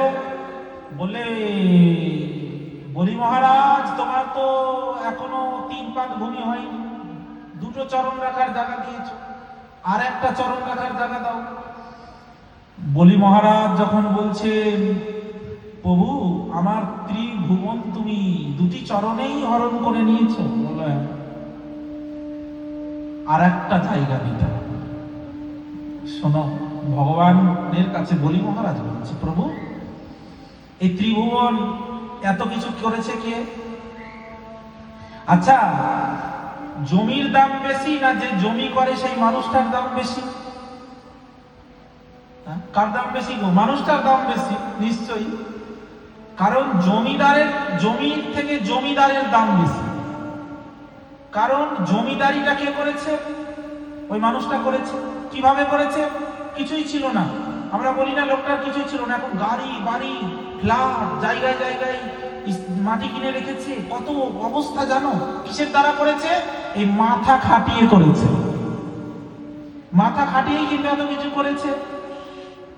ভগবান বলছে, শোনো আমি তোমার সবকিছু নিয়েছি, কিন্তু আমি খুশি হইনি, কারণ এত কিছু করেছো তুমি মাথা খাটিয়ে করেছো। ওই মাথাটা এখনো আমার কাছে বিকাওনি। ভগবান মনে মনে বলছেন, ওই মাথাটাই বিকাওনি। ওই জমি চাই না, আমার জমিদারকে চাই। প্রহ্লাদ সেই বলি মহারাজ বলছেন, প্রভু আমার যা ছিল সব তো দিয়েছি, আমি নিজেকে তো দিইনি, তাই তোমার 3য় চরণটা আমার মস্তকে রাখো। যে মাথা খাটিয়ে আমি সম্পত্তি করেছি ওটাই তোমাকে দিয়ে দিলাম। তাই ভগবান 3য় চরণটা স্থাপন করেছেন। স্বর্গ থেকে দেব দেবী পুষ্প পরিশন করছেন। অভাগ্য, মহাভাগ্য, তোমার ভাগ্যের সীমা কি? যে চরণ লক্ষ্মী দেবী বাঞ্ছা করে, যে চরণ ব্রহ্মা বাঞ্ছা করে, যে চরণ দেব দেবীগণ বাঞ্ছা করে, সেই অজ ভব রমা লালিত চরণ তুমি নিজের মাথায় পেলে। রাধারানী বলছেন, ওরে ভ্রমর, বলি মহারাজের সব কিছু কেড়ে নিয়ে তাকে পাতালে ঢুকিয়ে দিল। আচ্ছা, পাতালে ঢুকিয়ে দিল, শুধু পাতালে নয়, এবার আমাদের ভাগবত উত্তর দিচ্ছে। এবার বলছে, ওরে বলির সর্বস্ব কেড়ে নিয়ে আর তাকে পাতালে নিয়ে গেল, কালো কখনো ভালো বল? ভ্রমর উত্তর দিচ্ছে, ঠাকুরানী গো, আমি যতক্ষণ ধরে এসেছি তুমি তো কৃষ্ণ কথা ছাড়া আন কথা বলছো না। যার এত দোষ তার কথা তুমি বলছো কেন? দেখো, যে খারাপ আমি তার নাম নেব না, তাই না? আমি তার কাছে যাবো না, তার দিকে দেখবো না, তার কথাও শুনবো না। কৃষ্ণ যদি এত খারাপ হবে, তুমি তো কৃষ্ণ কথা ছাড়া আন কথা বলো না কেন গো ঠাকুরানী? তুমি তো আর কথাও বলছো না, যার এত দোষ তার কথাই কেন বলছো? রাধারানী উত্তর দিচ্ছি, ওরে ভ্রমর, স্থল দলমসিত সখের দুস্তেজ তৎকথার্থ। ওরে ভ্রমর, শোন শোন, আমরা কৃষ্ণকে ছাড়া বাঁচতে পারি, কিন্তু কৃষ্ণ কথা ছাড়া বাঁচতে পারি না। নিতাই গৌর বল, সব ছেড়ে থাকতে পারবো, এই বাড়ি ঘর সংসার দেহ গেহ আসক্তি, এমনকি কৃষ্ণকে ছেড়েও থাকতে পারবো, কিন্তু কৃষ্ণ কথা ছাড়া বাঁচা যায় না। আমাদের ভাগবত এই জায়গাটায় গোস্বামীগণ এত সুন্দর সিদ্ধান্ত করেছে। রাধারানী, তুমি যে বললে প্রত্যেকটা দোষ বললে, দেখো ওগুলো দোষ নয়। প্রথম কথা বলছি, বলি মহারাজ বালিকে বধ, রামচন্দ্র কেন বালিকে আড়াল থেকে বধ করলো শোনো। ঠাকুরানী কেন বধ করলে সেই কথাই বলছি।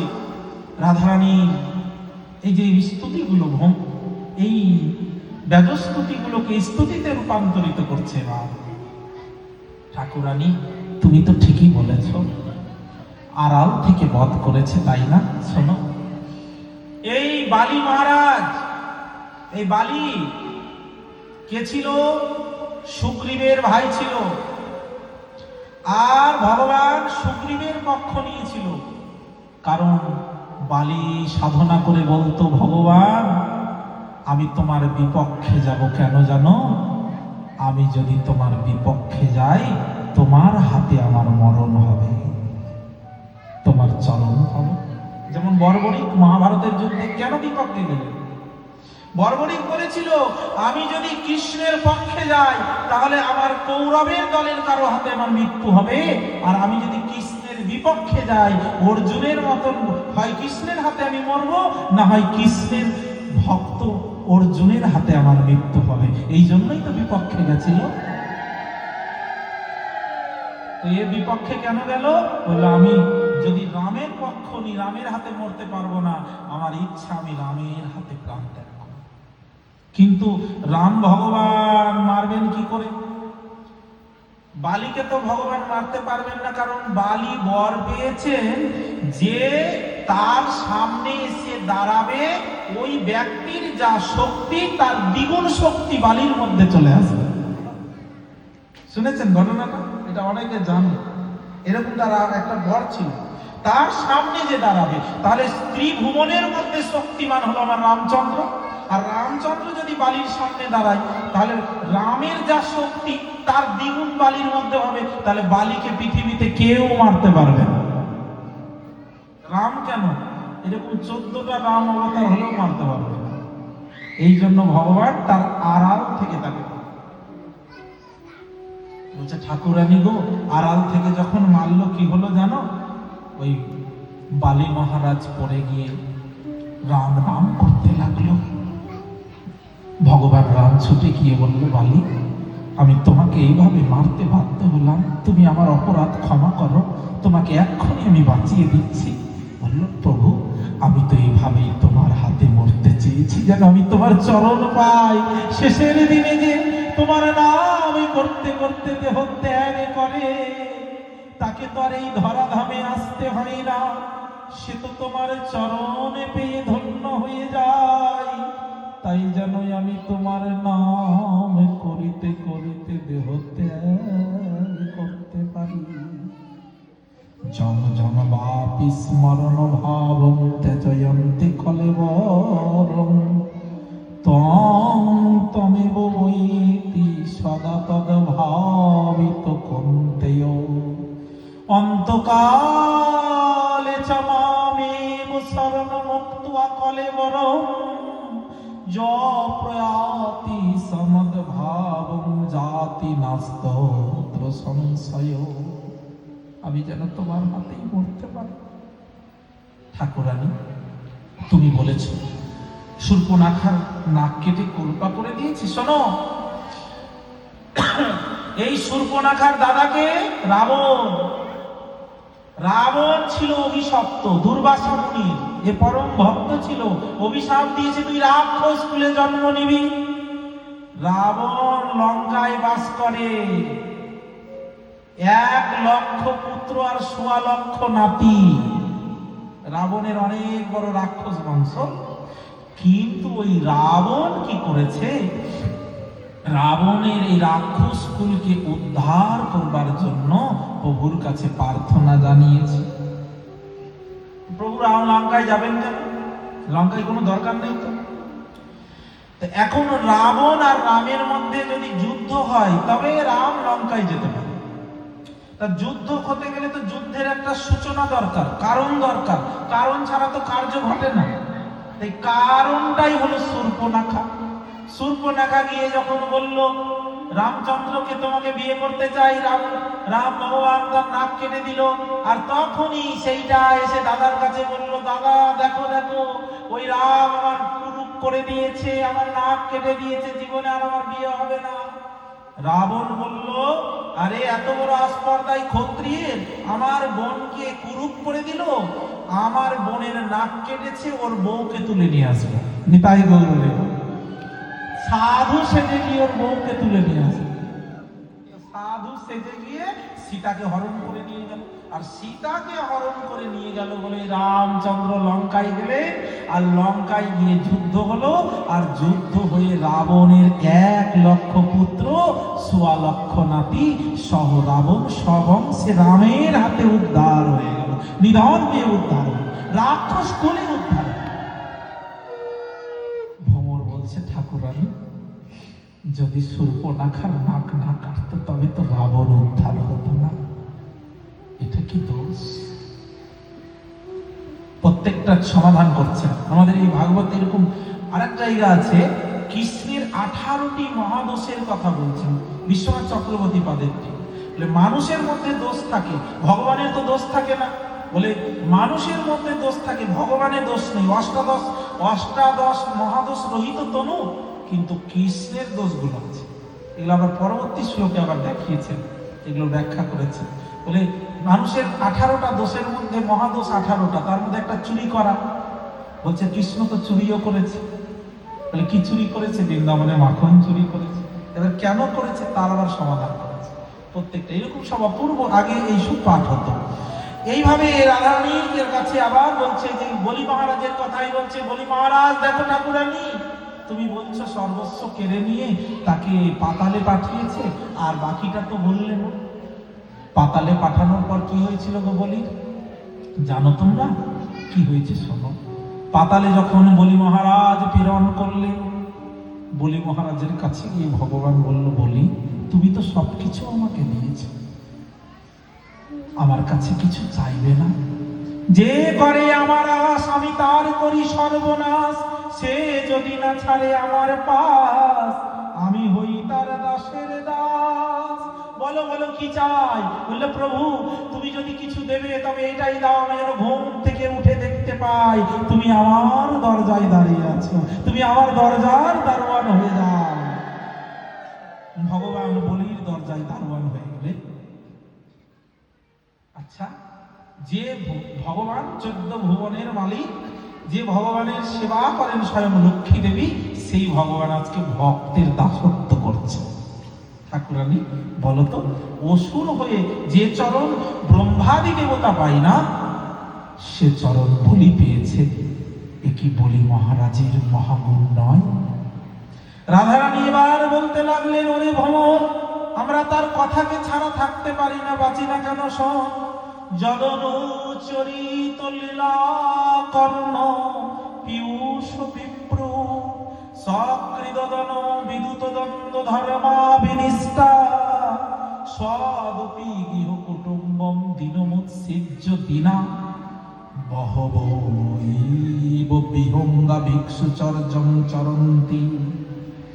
আমাদের এই শ্লোকটা বিল্লমঙ্গল বাংলাদেশের যিনি পাঠ করে অপূর্ব, উনি বলেছেন ওনার ভাবরসে পুষ্ট করে, উনিও খুব ভালো আমাদের এই কথাগুলো তুলে ধরেন। আজকে ওনার বচন শৈলীতে আজকে ভাগবত কথার মধ্যে একটা বিপ্লব এসেছে বলতে পারা যায়। আগে মানুষ ভাগবত শুনতো না, মোবাইলে কীর্তনই শুনত। বিল্লমঙ্গল ঠাকুর, বিল্লমঙ্গল দেবনাথ, উনি ভাগবতে একটা বিপ্লব এনে দিয়েছেন। উনি এটা ব্যাখ্যা করেছেন, তবে সংক্ষিপ্ত ব্যাখ্যা করেছেন, এটা শুনেছি। তো ওনার ভাবরসে পুষ্ট করে আজকে সেই শ্লোকটার অবতারণা হচ্ছে। রাধারানী বলছে পরের শ্লোকেই, ওরে ভ্রমর, তার কথা ছেড়ে বাঁচা যায় না কেন? এই কথার উত্তরে রাধারানী বলছেন, যদনুচরিত লীলা কর্ণ পীয়ূষ বিপ্র সক্রীদন বিধূত দ্বন্দ্ব ধর্মা বিনিষ্টা। ওরে যদনুচরিত, যদি কারো এই কৃষ্ণ কথা, যদনুচরিত লীলা, তার কথা, তার লীলা কোন ভক্তের যদি এক ফোঁটা কানে যায়, বিপ্র মানে এক ফোঁটা, কি হয় জানিস ঠাকুরানী? আমরা তো জানি না কি হয়। কৃষ্ণ কথা শুনলে কি হয় শোন। যদি কেউ কৃষ্ণ কথা ভক্তি সহকারে, শ্রদ্ধা সহকারে এক ফোঁটা কানে যায়, বেশি না, এক ফোঁটা, বিপ্রুট মানে এক ফোঁটা, কি হয় বলছেন, সক্রীদপি গৃহ কুটুম্বম দিনমিৎসুজ্যোতিদা। যদি কৃষ্ণের কথা মা শোনে, ছেলের প্রতি মায়া মমতা থাকে না, আসক্তি থাকে না। আর ছেলে শুনলে মা বাবার প্রতি আসক্তি থাকে না। স্বামী শুনলে স্ত্রীর প্রতি আসক্তি থাকে না। স্ত্রী শুনলে স্বামীর প্রতি আসক্তি থাকে না। এই যে আপনারা এসেছেন, বাড়িতে যেতে হবে, স্বামীকে খেতে দিতে হবে, রান্না করতে হবে, কিছু মনে পড়ছে?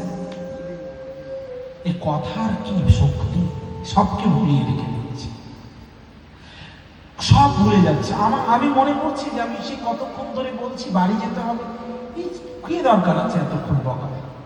এই তো 1 ঘন্টা পাঠ করলে 1.5 ঘন্টায় করলেই তো হয়।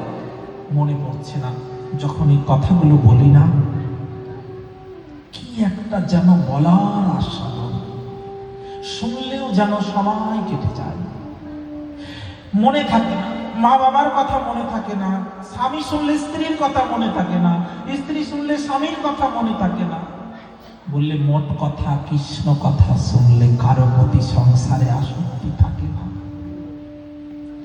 ওরে ভ্রমর, আর শুনবি? ঠাকুরানী বলো বলে দিন গৃহ কুটুম্ব, আত্মীয় স্বজনরাও সঙ্গে তার আর ভালো যোগাযোগ থাকে না। যারা কৃষ্ণ ভজে, কৃষ্ণ কথা শুনে, আত্মীয় স্বজনরাও তার সঙ্গে আর ভালো সম্পর্ক রাখে না রে। বলে কেন? তোমার বাড়িতে গেলেই সবসময় কৃষ্ণ কথা বলবে, নিরামিষ খেতে হবে, কি যাবো তোমার বাড়ি বলো? কৃষ্ণ ভক্তদের বাড়িতে আত্মীয় স্বজন কম আছে, বলে এর বাড়ি গেলে নিরামিষ খাওয়া, আর ওই কৃষ্ণ কথা শুরু করবে, অন্য কথা তো বলবে না। ওর কাছে বসে কোনো লাভও নেই, দুটো সংসারের কথা, ভালো মন্দ কথা শুনবো, ওগুলো হয় কৃষ্ণ ভক্তদের কাছে, এগুলো পাই না। বলে ঠাকুরানী, যারা, ঠাকুরানী বলছেন, রাধারানী বলছে, ওরে ভ্রমর, যারা আমার গোবিন্দকে ভালোবাসে না, তাদের আত্মীয় স্বজনও ছেড়ে যায়, আপনা আপনি ছেড়ে চলে যায়, দিনমুৎসিজ্য দিনা। ওরে তাদের সংসারের প্রতি আসক্তি থাকে না। কি হয় বলে, আসক্তি থাকে না, তারা সংসারেও থাকে না। ওরে তারা মানুষ থাকে না, পাখি হয়ে যায়, বিহঙ্গ। বিহঙ্গ মানে পাখি। বিহঙ্গ ইব বহব ইব বিহঙ্গা বহবৈব বিহঙ্গা দিনমৎসৃজ্য দিনা। ওরে ভ্রমর, তারা আর মানুষ থাকে না, তারা পাখি হয়ে যায়।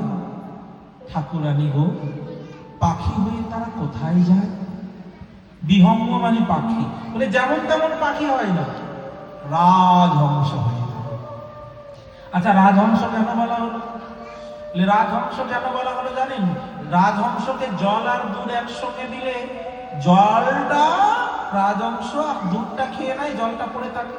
এই জগতে যারা কৃষ্ণ ভক্ত হয় না, দেখবেন তারা এই সংসারের মধ্যে ভালো মন্দ তো সবই থাকে, ভালোটাকে তারা গ্রহণ করে। এক কথায় সারগ্রাহী। এই যে এই জগতে হরিকথা শুনতে যারা আসে, শ্রোতা কয় রকমের আছে জানেন?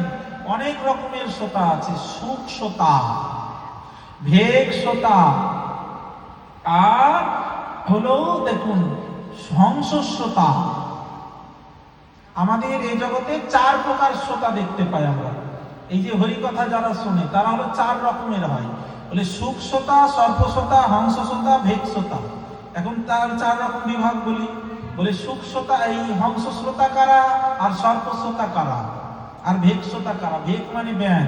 ব্যাঙের স্বভাব হলো এক জায়গায় লাফ দিয়ে বসবে, এসে বসলো, আশেপাশে যে থাকলো, কেমন আছো, অনেকদিন পর তোমার সঙ্গে দেখা হলো, তোমার ছেলের নাকি বিয়ে হয়েছে শুনলাম, বউটা ভালো তো, কোথাকার মেয়ে গো? এই যে শুরু হয়ে গেল সংসারী গল্প। এরা এসেছিল হরি কথা শুনতে, আর এই না করে এখন সংসারী গল্প শুরু করে দিল। এরা হলো এ জগতে বলছে ভেগ শ্রোতা। দেখলো ও কথা বলছে না, মানে মানে বারবার বলতে হচ্ছে, ওর কাছে পোষাচ্ছে না, আবার গিয়ে উঠে আর একজনের কাছে বসে। এরা হরি কথা শুনতে আসে না, এরা ওই আলাপ আলোচনা করতে আসে আর কি। এরা হলো ভেগ শ্রোতা। আর এক হলো সর্প শ্রোতা। সর্প শ্রোতা কারা জানেন? ওই পাঠক বা কীর্তনিয়া কোন জায়গায় ভুল করছে আর ভুল বলছে, সাপ যেমন ফোনা তুলে থাকে, ওই কানটাকে এইরকম খাড়া করে থাকে, এই জায়গাটা ভুল বলেছে, আসল থেকে নামুক, আমি ধরবো, কেন ভুল বললাম, এ ভুল ধরতে আসে। এরা হলো সর্প শ্রোতা। আর একটা হলো হংস শ্রোতা। হংস মানে রাজহংস, যেমন দুধ আর জল আলাদা করে দেয়। এরা কি করে? বক্তা অনেক উদাহরণ বলে, অনেক কথা বলে, অনেক রাজনীতির কথা বলে, সংসারের দৃষ্টান্ত দেয়, কিন্তু যারা হংস শ্রোতা তারা ওই ভালোটুকু, কৃষ্ণ কথাটুকু শুধু গ্রহণ করবে আর বাকিটা ত্যাগ করে দেবে। হরি কথাটুকু গ্রহণ করে হৃদয়ে ধারণ করে ঘরে চলে যাবে। এরা হলো হংস শ্রোতা। আর সুখ শ্রোতাকে বলে, সুখ শ্রোতা হলো যারা পুরোটা শুনে এবং শোনার পরে হুবাহু বলে দিতে পারে। আজকে পাঠে কি হলো, যা প্রথম থেকে শুনেছে লাস্ট পর্যন্ত বলে দিতে পারে। এরা হলো হংস শ্রোতা। এখনো আমি পাঠ শুনি এবং এমন মনোযোগে শুনি, পাঠ বা কীর্তন যা শুনি, যে মোবাইলেও শুনি, যা প্রথম থেকে লাস্ট পর্যন্ত আমি পরেই বলে দিতে পারি একদম, যে এই বললে, যা বলে এই বলেছি। মানে এইরকম একটা স্মৃতিশক্তি থাকতে হবে। ছোটবেলা থেকে আমার মধ্যে এটা আছে, যা শুনবো একদম হুবহু। পড়াশোনা মনে থাকতো না, কিন্তু পাঠ মনে থাকতো, কথা মনে থাকতো। এগুলো হচ্ছে এক একটা মানুষের মধ্যে পাওয়ার। এরা হলো এই জগতে সুখ শ্রোতা, মানে সুখদেব গোস্বামীর মতো এরা যা শুনবে আবার অন্যের কাছে গিয়ে কীর্তন করবে, ভাগবতী এটা এটা শুনলাম, এ হলো উত্তম শ্রোতা। আমি যা শুনলাম, এই যে ভাগবতে যে শুনলেন, ছেলে বৌমাদের কাছে গিয়ে গল্প করবেন কালকে, যে ভাগবতে এগুলো শুনলাম, কীর্তনে যা শুনবেন, ছেলে বৌমাদের কাছে এগুলো গল্প করবেন যারা আসেনি, তাহলে তো তাদেরও কৃপা হবে, কৃষ্ণ কথাগুলো তো কানে যাবে। এটা হলো উত্তম শ্রোতার লক্ষণ। রাধারানী বলছে যে ওরে তারা হংস হয়ে যায়। বলে হংস হয়ে কোথায় যায়? বিহব ইহ বিহঙ্গা। তারা পাখি হয়ে উড়ে কোথায় যায় জানিস ঠাকুরানী? ওরা বৃন্দাবনে চলে আসে। যারা আমার গোবিন্দকে ভালোবাসে, তার কথা শুনে তার প্রেমে পড়ে যায়, তারা সংসারেও থাকতে পারে না, তারা জয় রাধে শ্রী রাধে বলে বৃন্দাবনে ভোজবাসীর দ্বারে দ্বারে মাধু করি করে খায়। ওরে এরকম এরকম উদাহরণ বহু আছে। কি সর্বস্ব ছেড়ে বৃন্দাবনে চলে গেছিল লালাবাবু। আমাদের লালাবাবু সব থেকে উৎকৃষ্ট উদাহরণ। কলকাতা বাগবাজারের জমিদার সর্বস্ব ছেড়ে আমার বৃন্দাবনে চলে গেলেন। রঘুনাথ দাস গোস্বামী কত ধনীর ঘরের ছেলে, জমিদারের ছেলে, সর্বস্ব ফেলে চলে গেলেন। আমার রূপ সনাতন যারা বাংলার মন্ত্রিত্ব পদে সমাসীন ছিলেন, প্রধানমন্ত্রী অর্থমন্ত্রীর মতো পদ পেয়েও ছেড়ে দিয়ে বৃন্দাবনে চলে গেলেন। এমন কত উদাহরণ আছে। সব ছেড়ে চলে যায়। কেন গেল? বলে আজকে বৃন্দাবনে গিয়ে দেখবেন, কিছুদিন আগে দেখাচ্ছে ইঞ্জিনিয়ার সাধু হয়ে গেছে। সবকিছু ছেড়ে কুম্ভ মেলায় দেখাচ্ছিল কিন্তু টিভিতে, হ্যাঁ, এক ইঞ্জিনিয়ার লাখ লাখ টাকা চাকরি করে, সেটা ছেড়েও সাধু হয়ে গেছে এই পথে। কেন? বলছে যারা সবকিছু ছেড়ে বৃন্দাবনে আসে তাদেরকে জিজ্ঞাসা করবেন তো কৃষ্ণকে ভালো লাগলো কবে থেকে? যেদিন থেকে তার কথা শুনলাম, তার গান শুনলাম, সেদিন থেকেই তো তাকে ভালো লাগলো, তাকে হৃদয়ে জায়গা দিলাম। আর ওই ভালো লাগাটাই একদিন এমন হলো যে সবকিছু ছেড়ে তার জন্য কাঙাল হয়ে গেলাম। ওই যত মূল হলো, নষ্টের গোড়া হলো ওই কৃষ্ণ কথা। কৃষ্ণ কথা না শুনতো, না সবকিছু ছেড়ে চলে যেত। রাধারানী বলছে ওই এক ফোঁটা কৃষ্ণ কথা। বলছে এরকম বহু উদাহরণ। আমরা এখানে একটা উদাহরণ উপস্থাপন করে বিশ্রাম দেব। বলে কলকাতায় এক ধর্নাঢ্য পরিবারের মেয়ে, আমরা তো বহু রাজা মহারাজার কথা শুনেছি, এবার একটা উদাহরণ বলি। কলকাতায় এক ধর্নাঢ্য পরিবারের মেয়ে, মানে অনেক টাকা পয়সা জমিদারের বাড়ির মেয়ে, দেখতে অপূর্ব সুন্দরী, রাধা গোবিন্দের ভজন করত, রাধা নাম কৃষ্ণ নাম শুনত। কৃষ্ণ কথা শুনতে শুনতে কৃষ্ণকে ভালো লেগে যায়। তার বাড়ি থেকে খুব একটা ধনী ছেলের সঙ্গে বিয়ে ঠিক করেছে। মেয়েটা মা বাবাকে বলছে, মা বাবা আমি বিবাহ করব না, আমার বিয়ে করার কোনো ইচ্ছা নেই, আমি যে কৃষ্ণকে ভালোবাসি, আমি কৃষ্ণ ভজন করতে চাই।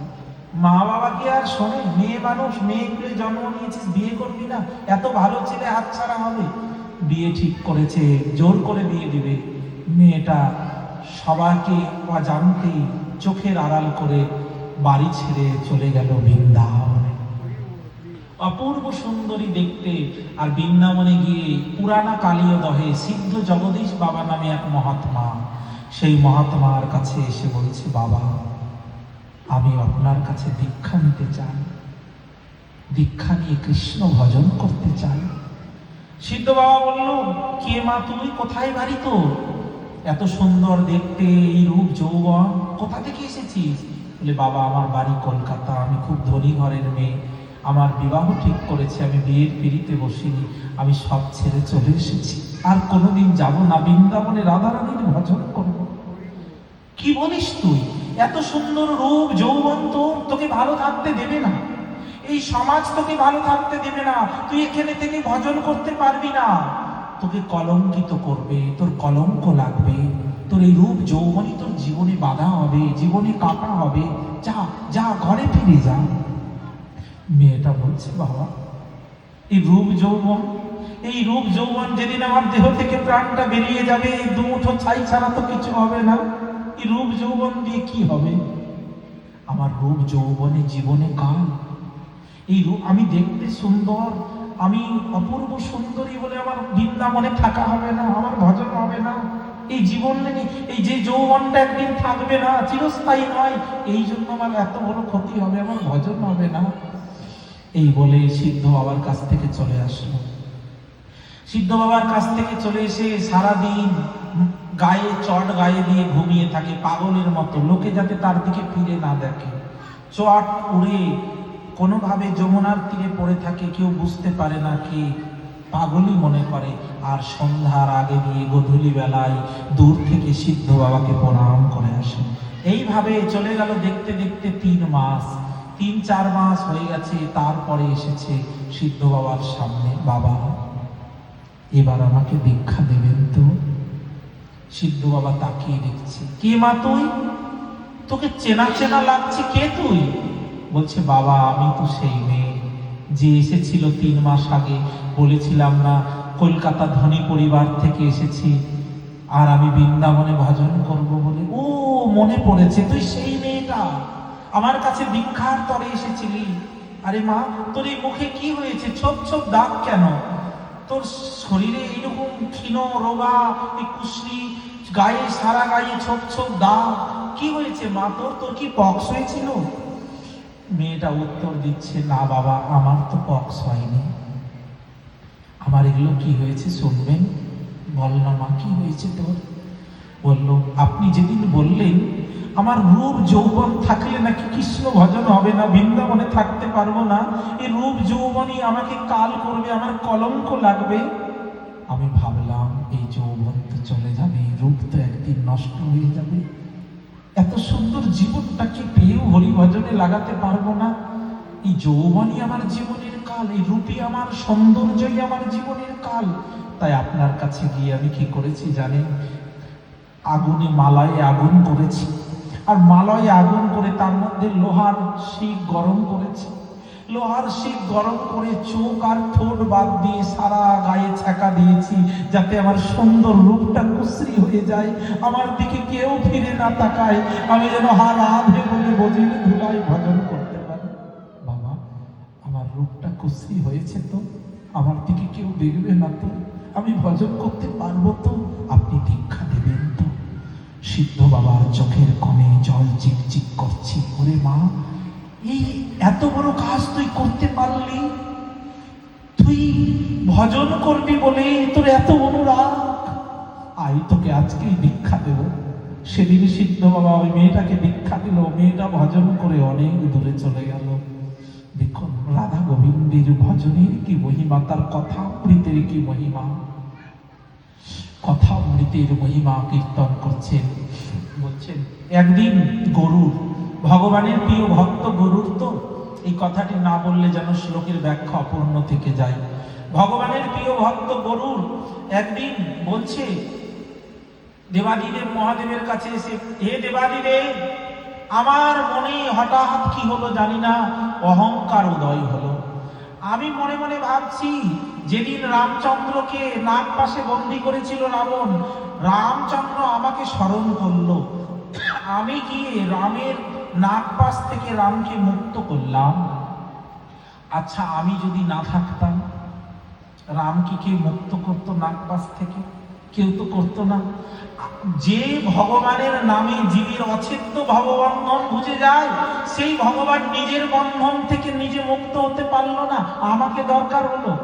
হায় হায়, আমি বাঁচালাম রামকে কেন? আমার এটা মনে হলো, রাম তো আমার প্রভু, রাম তো ভগবান, ভগবানকে বাঁচিয়েছি, এটা তো অহংকার চলে আসলো।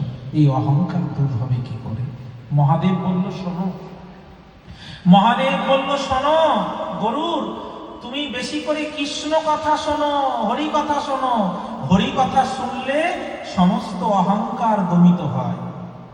তো হরি কথা কোথায় শুনবো? বলে আমার তো প্রভু অনেক দায়িত্ব দিয়েছে, তোমাকে হরি কথা শোনাতে পারবো না, তুমি চলে যাও নীলগিরি পর্বতে, ওখানে কাক ভূষণ্ডী বলে একজন আছে, সে হরি কথা বলে। কাক হরি কথা বলে? বললো হ্যাঁ।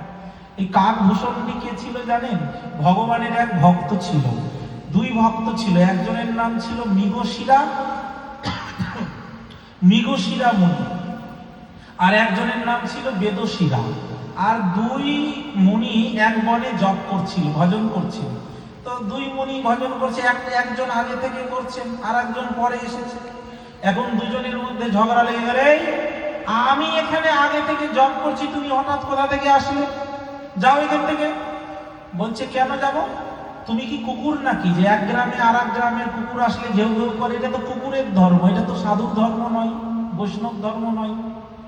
হ্যাঁ, এক গ্রামের গ্রাম আর এক গ্রামে গোসাই আছে, আর এক গোসাই আসলে ওকে দেখে জ্বলে পুড়ে মরলো।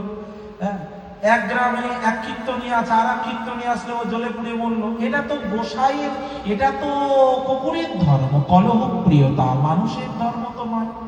আচ্ছা, যখন এইরকম তর্কাতর্কি হচ্ছে, বলে তুমি আমাকে তুমি এইরকম বলছো? আরে তোমার এই আচরণটা এইরকম কেন? সর্পের মতো আচরণ কেন? তুমি আমাকে দেখে ফাঁস করছো? তোমাকে অভিশাপ দিচ্ছি, তুমি সাপ হবে। বলে, এত বড় আস্পর্ধা, আমাকে তুমি অভিশাপ দিলে সাপ হবে, আমি সর্প হব? আমিও তোমাকে অভিশাপ দিচ্ছি, আমি যদি সাপ হই তুমি কাক হবে। দুইজন অভিশাপ দিয়েছে। এখন ভগবান বিষ্ণু প্রকট হয়েছে। বলে, কি হয়েছে? দুজনে ঝগড়া থামলো। বলে, অভিশাপ দেওয়া দিয়ে হয়ে গেছে ততক্ষণে।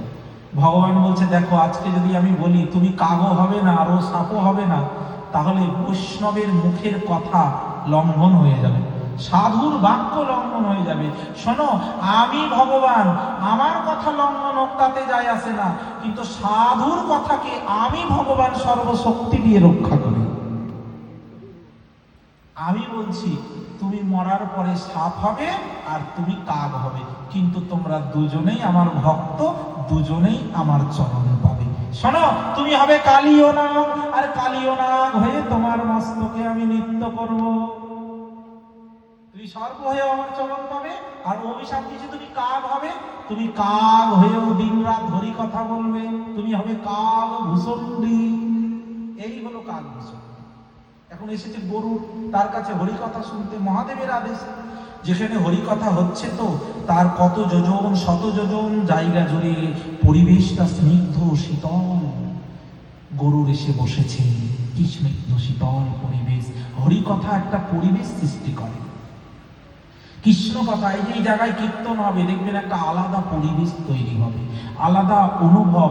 আকাশ বাতাসে এই কীর্তনের ধ্বনি, ভাগবতের কথা ধ্বনি গিয়ে মুখরিত করে জায়গাটাকে স্নিগ্ধ করবে, পবিত্র করবে। হ্যাঁ, এইটাই তো হরিকথার মহিমা। এবার ওখানে গিয়ে গরুর বসেছেন, আর গরুর বসে হরিকথা শুনছেন।